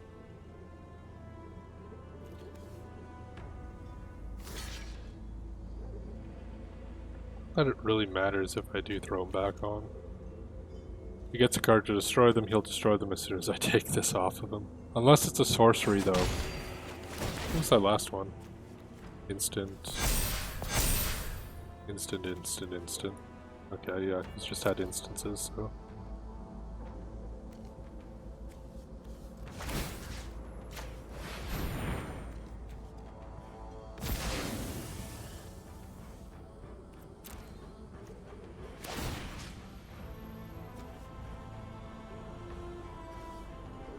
Wait, what happened to my token?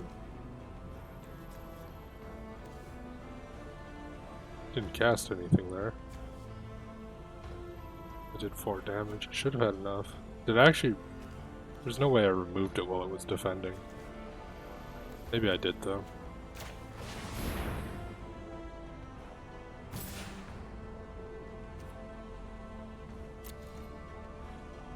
And turn. So I might have to start trying to be more aggressive here because he's just going to be able to block and kill most of my stuff if I don't. It's not like I have a lot of stuff to really give me life. Maybe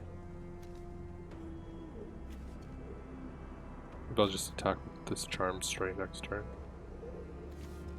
Build up another counter on each of them. Oh, it's good when he gets land like that.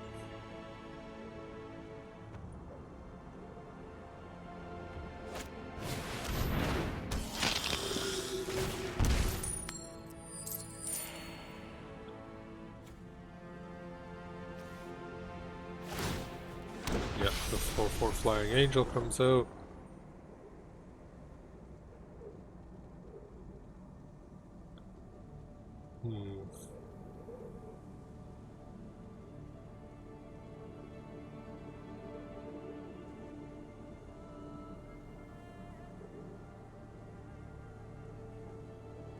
He at least attacks with all his flyers. I'll attack with these two.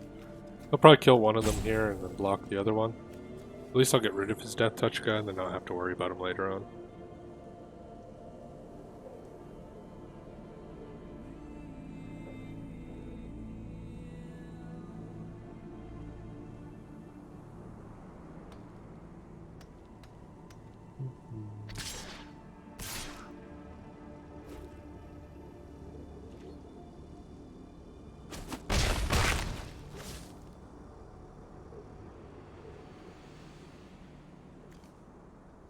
I mean, realistically, you could pump these guys up and throw them under the bus too for these little hallowed priests.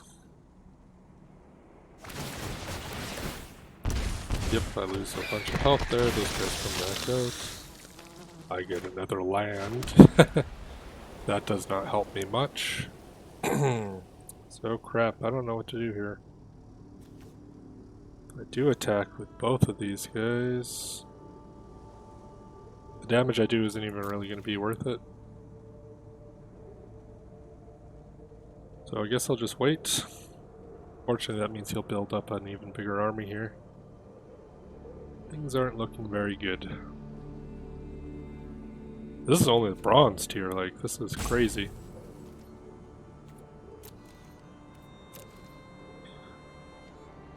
What was supposed to be a very short match is not turning into a short match. It doesn't end soon enough. I might just forfeit it. I don't even know how to forfeit.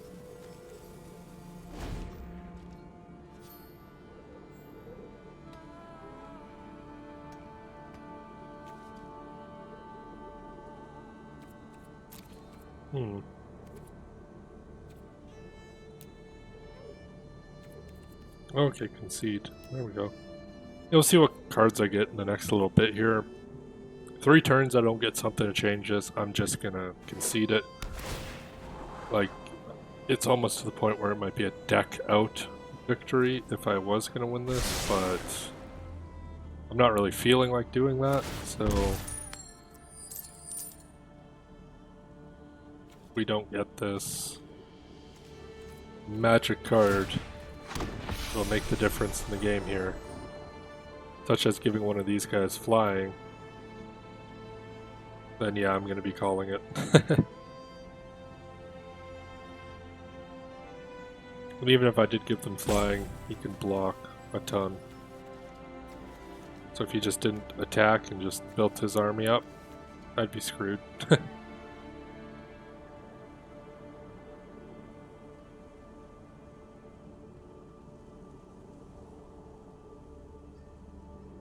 Because I'd need a lot more counters on these guys to be able to survive them getting piled on by everything he currently has, and he's just going to build them up even more here.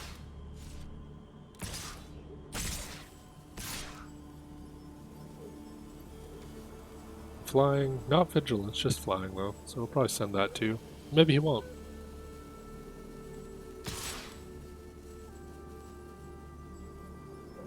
I got nothing, so send what you will at me.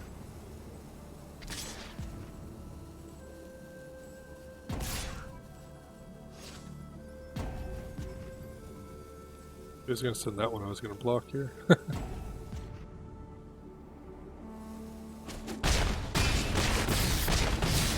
Yeah, he might be able to just take me down though with all this flying he's gonna be getting. Speaker of the Heavens is gonna just keep popping out those little angels.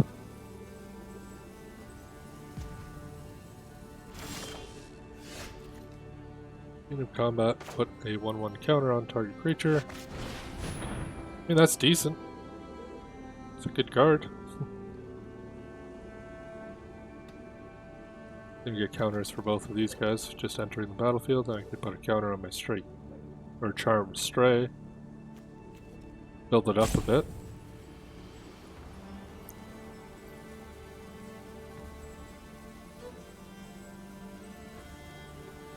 So he does have an instant in his hand, I believe, otherwise it wouldn't be taking up this much time.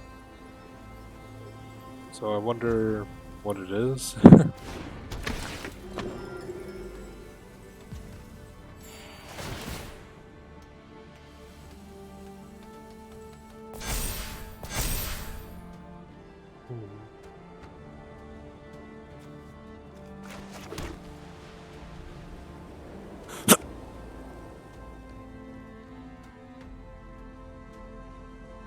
Bless me there. Let's see, Mirror Shield, I guess I could equip it onto him, give him 10 on the back end. And attack with him, I guess? I mean, he'll probably just block with his Death Touch little mouse there. You know what? Let's do it. We'll give him a bigger boost on his armored side.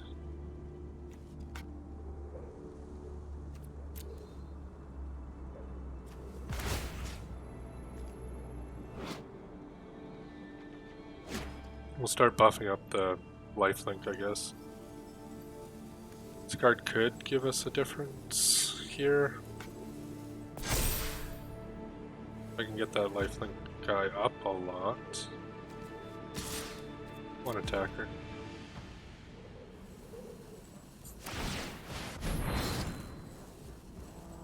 All he really does have to do is block with just that one guy realistically.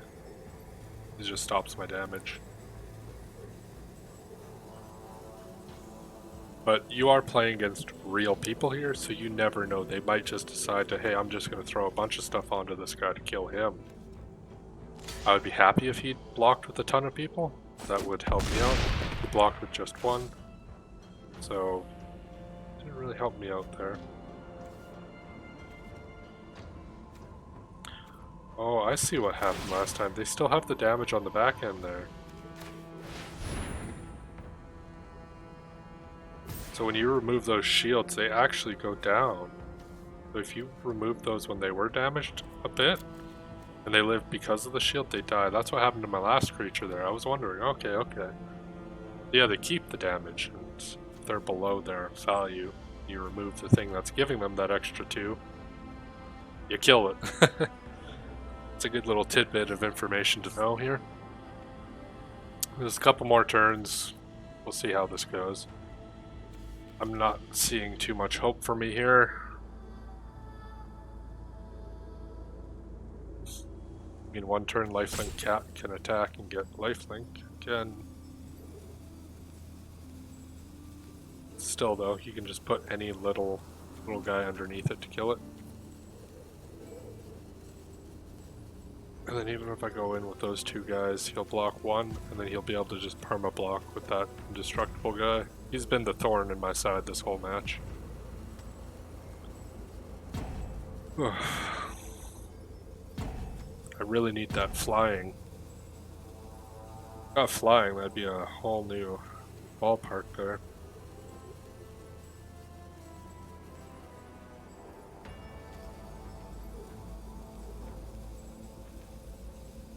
Flying with a ton of counters on this guy would be decent enough.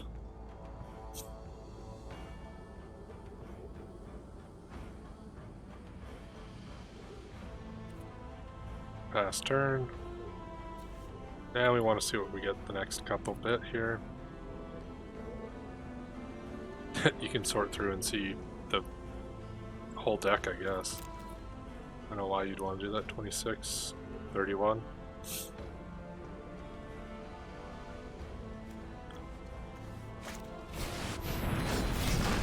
Ooh, Maneslayer, flying first strike lifelink, protection from demons, protection from dragons. That's a pretty cool guy. Permanent can't be blocked, targeted, or dealt damage by demons or dragons. That's pretty strong for just a 5 cost. That's a mythic rare, so that's kind of what you'd be expecting from some mythic rares. That one's actually really decent. Doesn't have vigilance, but it has a lot of the other things you would want. Flying, first strike, lifelink, of course. The 2 protections are really strong. Yes, you can hit me with all your flying guys.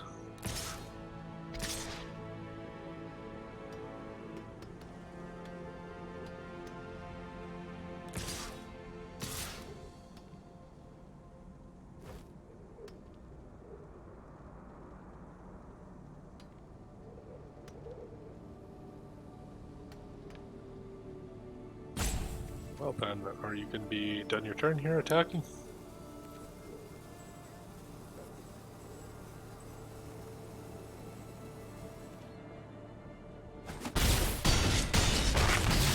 Ouch. So much for my hit point lead there, he just took the lead back pretty easily.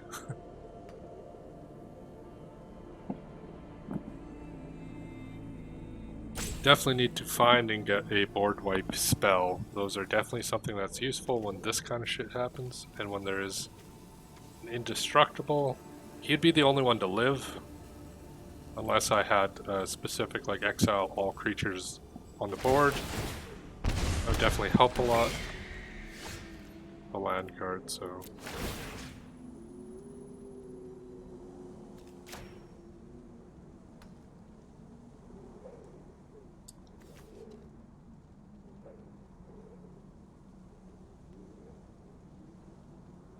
Cat gets bonus.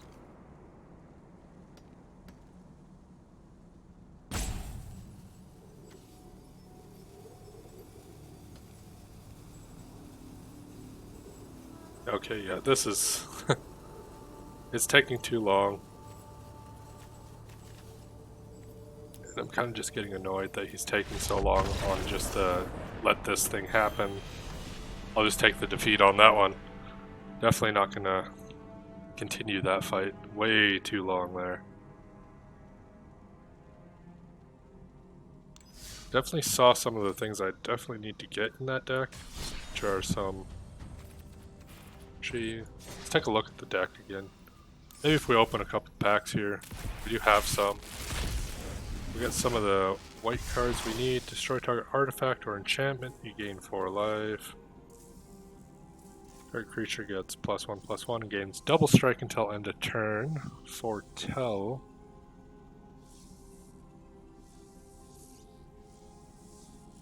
So that's just a 1 cost for a double strike. That's pretty decent, actually. Discard mist, whatever. Uncommon wildcard, that's always good. Oh, I have no packs to open. Oh, that's fine. Do have an uncommon wildcard. How many? 11 common, 4 uncommon, 1 rare. We're just gonna look at white here. Just white. So that's all we're building here is a white deck. What we want... Definitely something uncommon that will help us. So flying, whenever you gain life, put a 1/1 counter on it. We might move away from these guys and the buff ups and more towards vitality, life gain, and flying. These guys are pretty decent. So are them. This one we could actually replace him.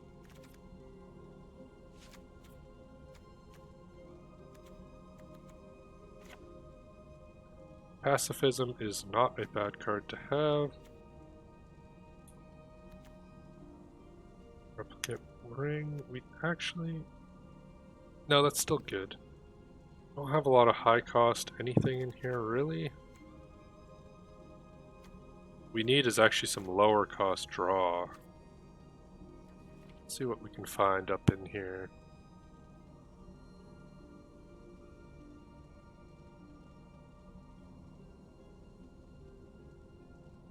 That's a decent card.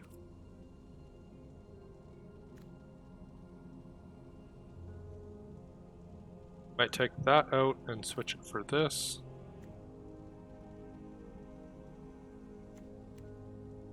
I do have one of those in this deck, not more than one. Flash, flying, enchant permanent can't attack, block, crew vehicles, and its activated abilities can't be activated. That is better than the other one we have.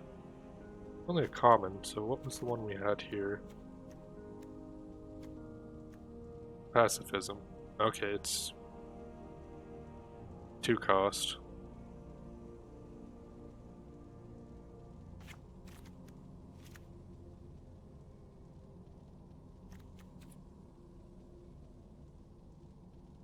Master Skeld.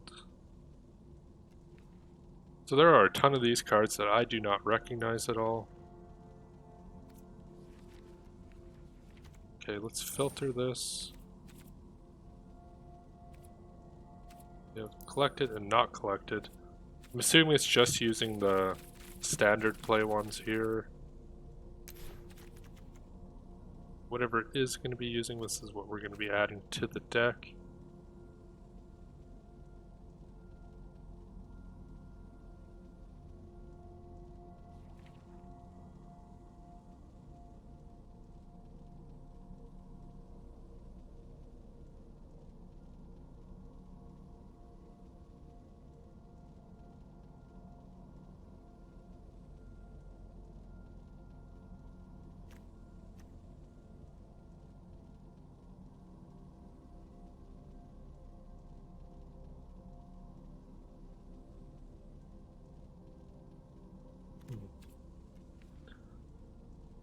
Or life, destroy target enchantment, or put a 1/1 counter on target creature. So that Light of Hope isn't the worst. It definitely gives you options. It's a 1-cost instant too, that's a common instant. I think it wouldn't be a bad idea to have one of those in the deck.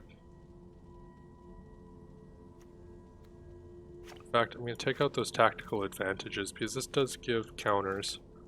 So I can use that to buff up creatures as well, but it's also the destroy target enchantment. That's pretty nice on just a common card, right? Damage target attacking or block creature equal to the number of creatures you control. Definitely need something to help us with indestructible idiots. 5 tap target creature. This ability costs 1 less to activate for each shrine you control. Yeah, we're not going to worry about that. Gain 1 life, vigilance, lifelink.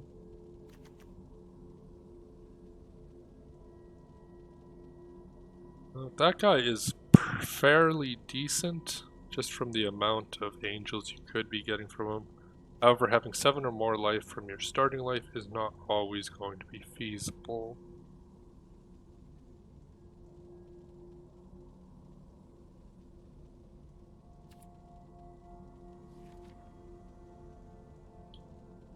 To create a 1/1 white human warrior creature token. Boost. Activate this ability only if this creature attacked this turn. Okay, not so good.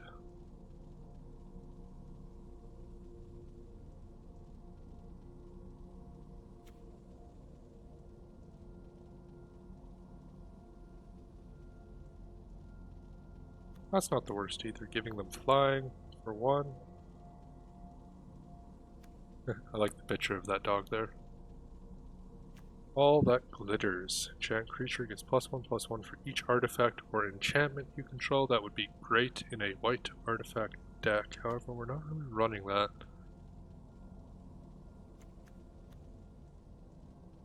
Target creature planeswalkers controller gains a 4/4 flying angel. Oh, that's exile. Ah.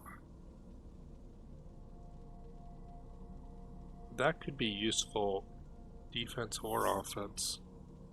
That could take care of the indestructible.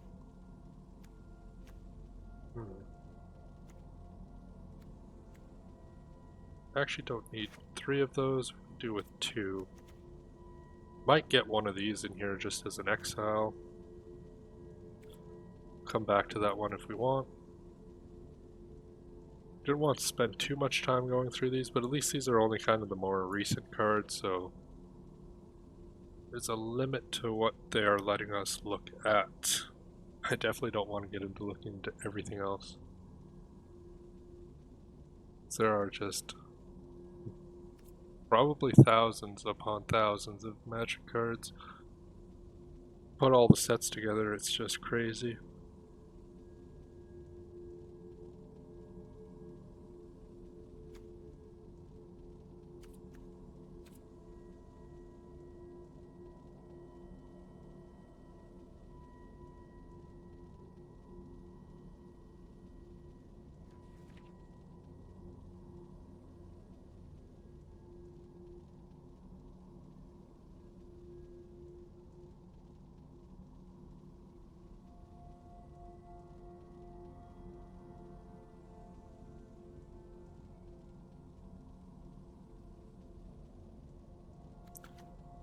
Well, that would be good if I had more target creatures.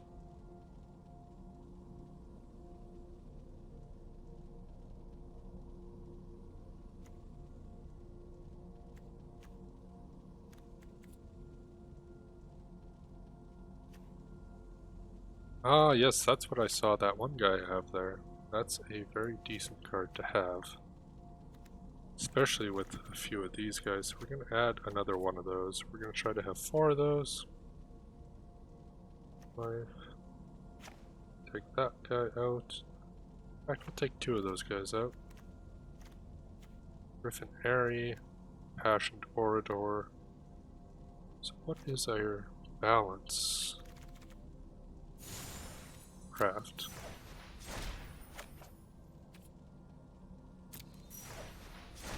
Oh crap, I don't think I need to craft 2 of them. But I did.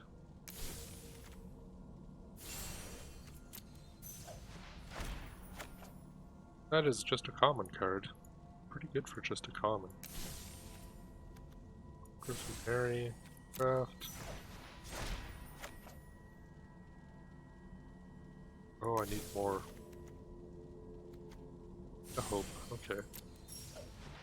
So we're out of all of our common crafting cards now. I think we just have 1 rare. So let's actually do this. We'll just do rare. A rare search. We'll pick 1 rare card out of here that just seems really crazy good.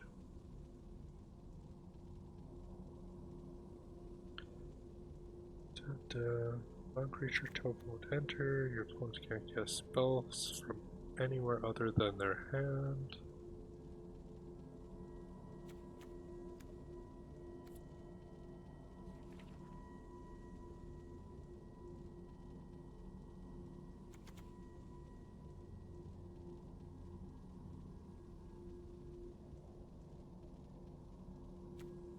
You have protection from the chosen card name.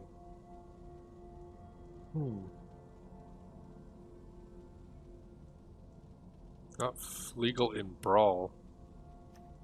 It's a pretty decent card there. In fact, since we're running a pure white, we should look for something that has a double or triple mana cost white. So those cards tend to be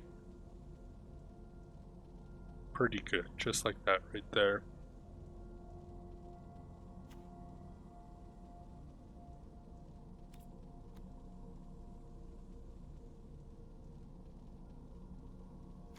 Flying Vigilant, Snow Lands, or out of the worthy. Snow Lands, your opponent's control enters the battlefield tapped. Non-creature spells your opponent's cast with mana cost 4, greater cost 2 more to cast.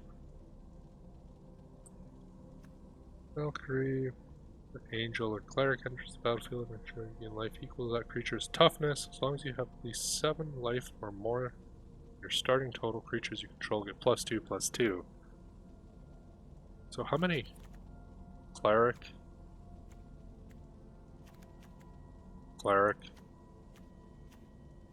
angel, cat soldier.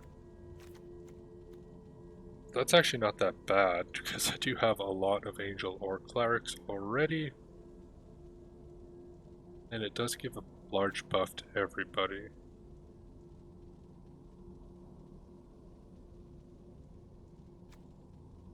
Of course, we deal damage, you prevent that damage and put rotation on 9 lives, and there are numbers on 9 lives. Excellent. Use the battlefield, you win the game. Oof.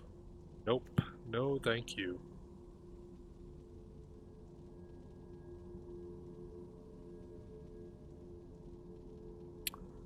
And that, thank you very much, is what we're going to add to this deck. Craft. Gives all our guys flying and first strike.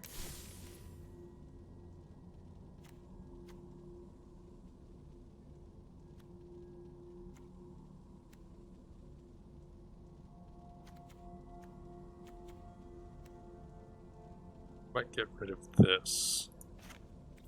Yep. Alright. That is enough messing around there. We're gonna hop back into another match here. Hopefully get through this. We have 4 out of 15, so we're getting some of these. Standard rank play, we're using our white deck that we've been editing and working on as we've been playing. It's pretty much as good as we're gonna get it for probably a little while right now. And you never know who you're gonna get matched up with, right? Charm Stray.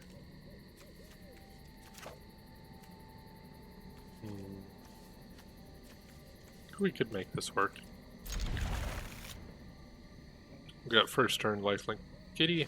Second turn we'll have that. Hopefully third turn we'll get another guy. We got a land first turn. So not bad. This would probably be the one card I do try to find a replacement for eventually. Right now it's decent. Swamp. Cool looking swamp. When you see these people who have all these fancy like sleeves and everything on them, you kind of wonder. It makes sound effects as you look at them. That's kind of cool. How much money they've already invested into this game. Creature spells you cast cost one less. It has mutated whenever you cast a creature spell. If it has mutate, draw a card, then discard a card. Okay, crazy.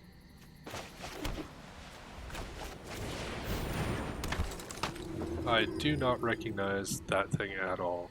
So we're not going to attack because he has a 1-3 out. And it would be silly to do that. Well, he has some cool looking cards, that's for sure. Just battlefield tap, cycling 3. Tap, add a swamp, forest, or water to your pool.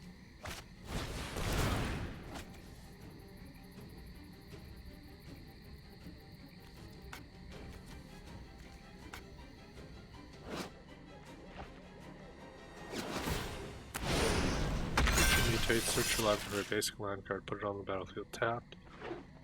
If you cast a spell for its mutate cost, put it under or over non-target human creature you own, then mutate into a creature. Top plus all abilities from under it.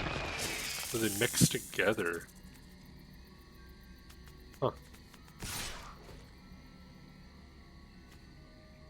Yeah, we're not blocking there, but mutates, target creature opponent controls gets -2/-2 until end of turn.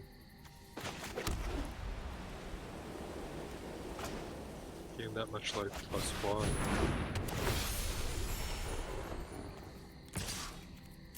One attacker, get that health back.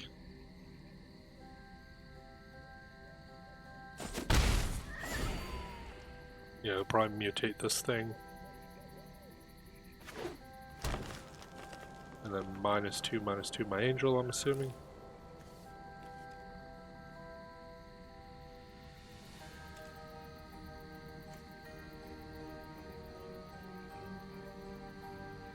We do have enough mana to bring out this guy next turn.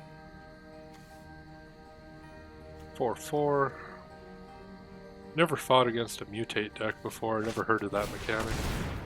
Don't know when it's from either.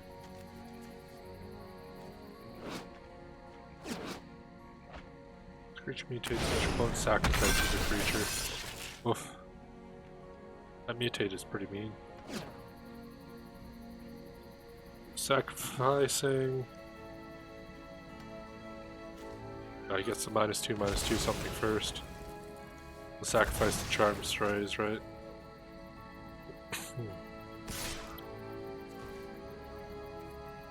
Yeah, no blocks.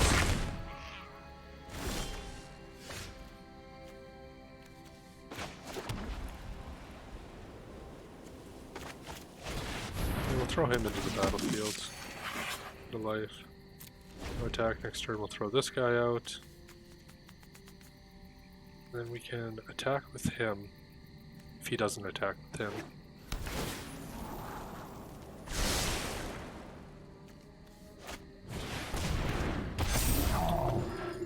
So 4 1/1 counters on it. Whenever another green creature enters the battlefield and control, put a 1/1 counter on it. If that creature is greater than it, put another 1/1 counter on it. Fuck. It's not gonna go good for me, I don't think.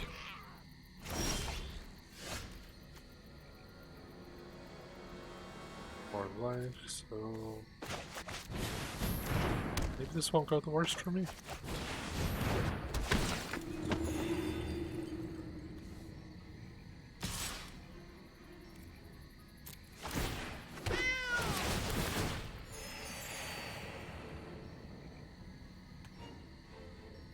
block with him. I guess he will too.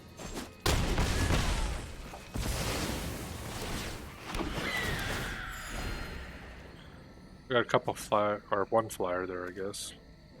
Try to make sure I gain 3 life. 2, 3, 4, 5. Next turn I'll cast this.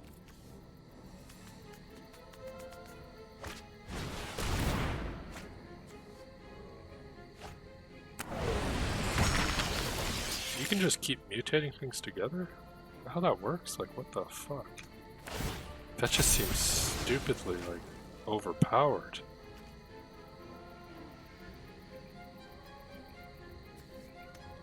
Huh. Sacrifice a creature, I guess.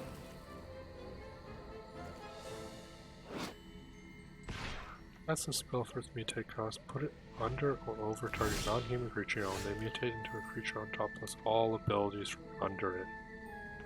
Man, that is just...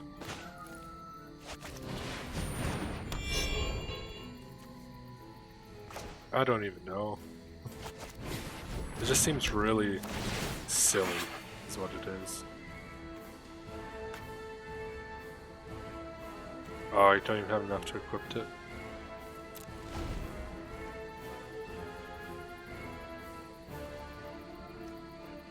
Throw that on my lifelink cat, I guess. But that's magic, like there is just card combinations that just seem like fucking horseshit stupid. This one here, I've never heard of mutate before and just seems a little bit ridiculous. If I had a destroy target creature spell, it wouldn't be a problem. I'd just destroy that guy and all of his mutations. He is playing off the top of his hand right now. Sacrifice. Doesn't matter which one I pick for that.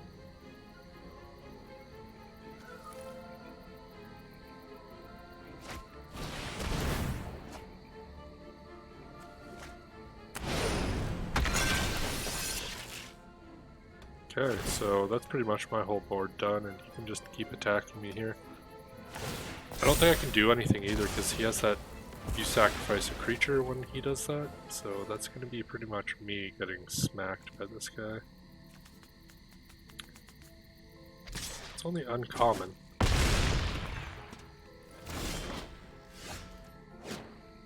What series is that?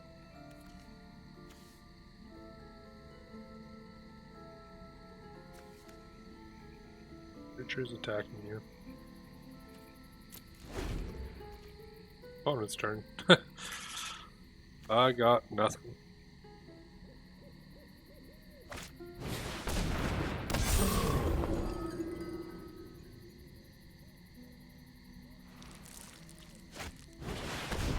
Yeah, I'm gonna say this is probably not gonna go my way. Thought my deck was somewhat more prepared there, but yeah, we didn't get anything good that time either. We're just gonna call that there. That's for sure not gonna go in my favor.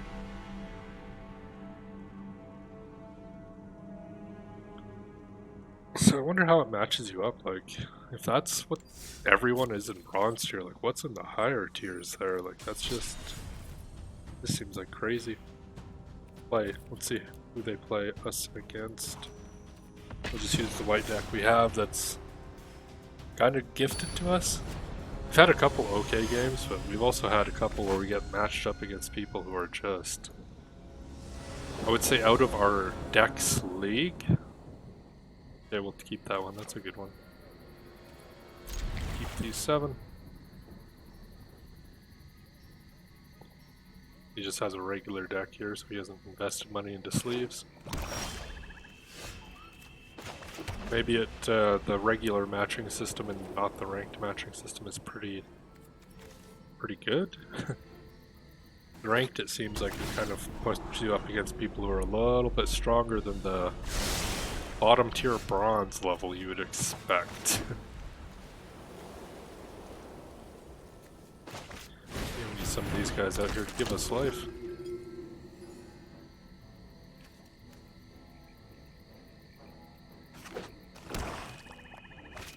so as soon as this enters, Death Touch or Lifelink on it. No, I gave it Lifelink.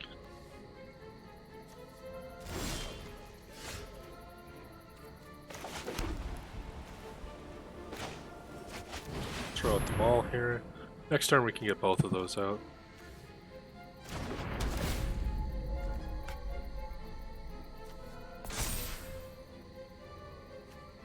Flying and first strike, which is perfect for defending.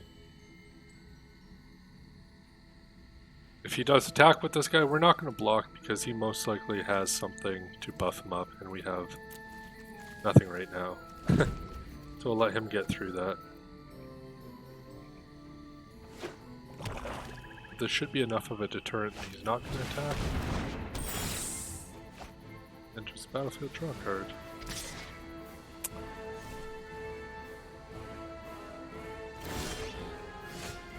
Second, I thought he was going to attack.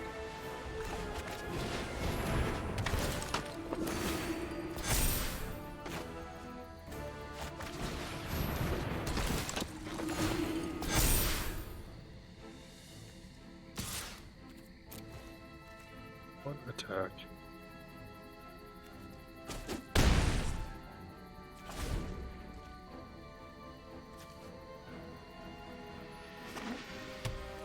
Don't have any lifelinks right now, but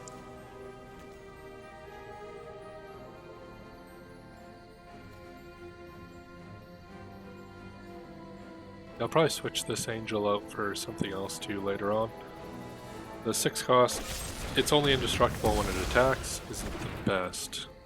Destroy target creature with converted mana cost 3 or less. No blocks. We'll keep these guys here.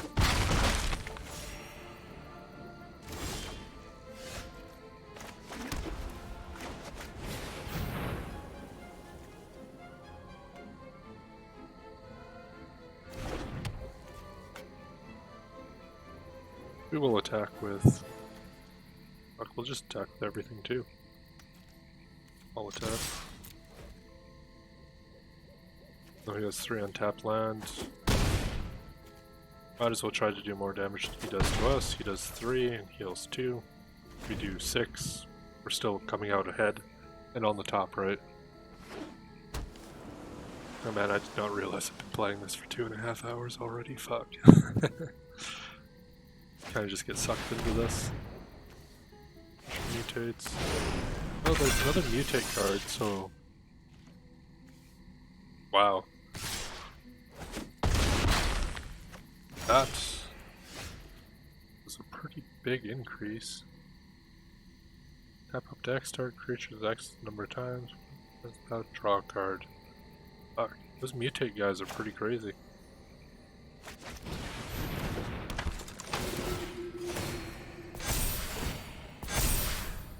Seven.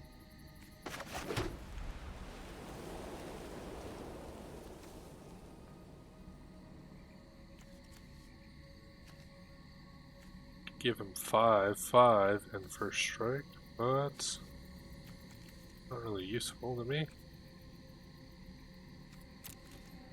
All attack, 2 attackers.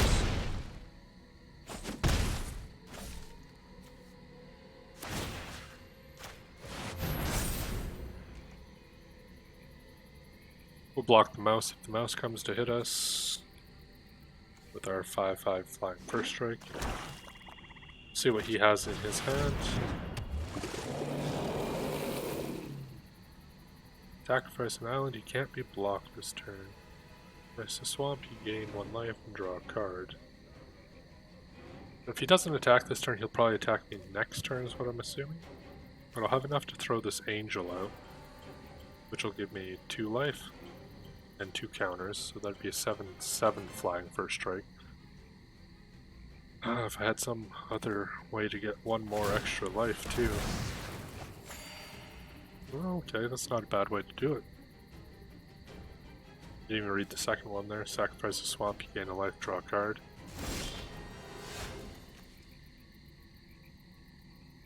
One counter on target creature. Crap, if I had enough to do both of those, that would be nice.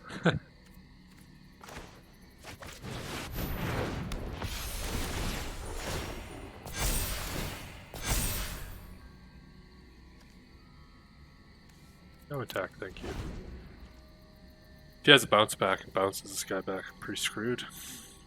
However, if he doesn't, I can attack with both of these guys and force him to... This is actually going to be a quick, close game. I like this better. Destroy target enchantment. Neither of those are enchantment creatures. Nope. What are you gonna play next here? Yeah, I'll probably have to look into that mutate. See which ones they have for different colored decks. It seems really strong. Like, my first impression of it is this is fucking stupid. I've had that impression with a lot of Magic cards. Lifelink and Death Touch.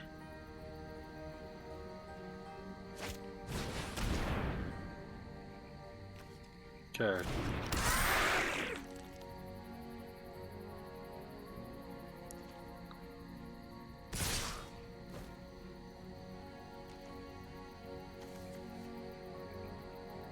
Lifelink, Death Touch, huh?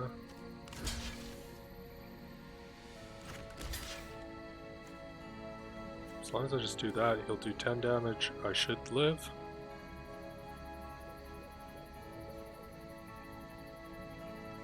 Yeah, we're just gonna do that. I don't know what he has in his hand for one cost, if he has something to do. Our first strike should kill this. It's the only way I can see to do it. 10, he gains 3 life back, so he'll be at 14. Oh. Damn it. I blocked him, but that did not help me enough.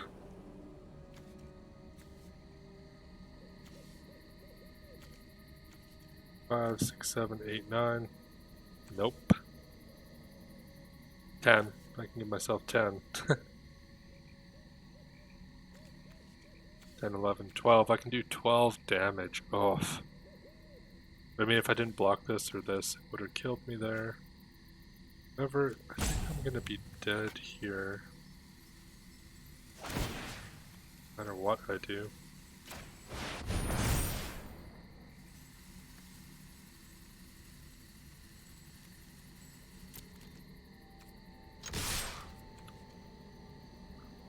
Yeah, that's all I can do. Can't win this though.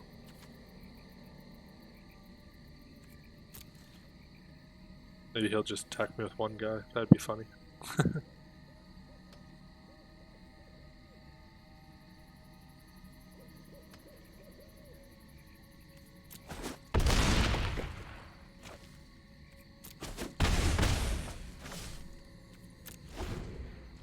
Best thing is if you just attack me with just this little 3/3, because that's the exact amount of hit point.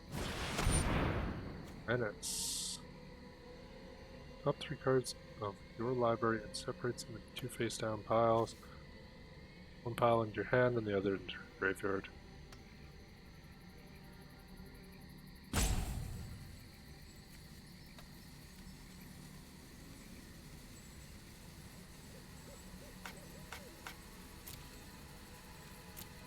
Oh, that was me waiting for that.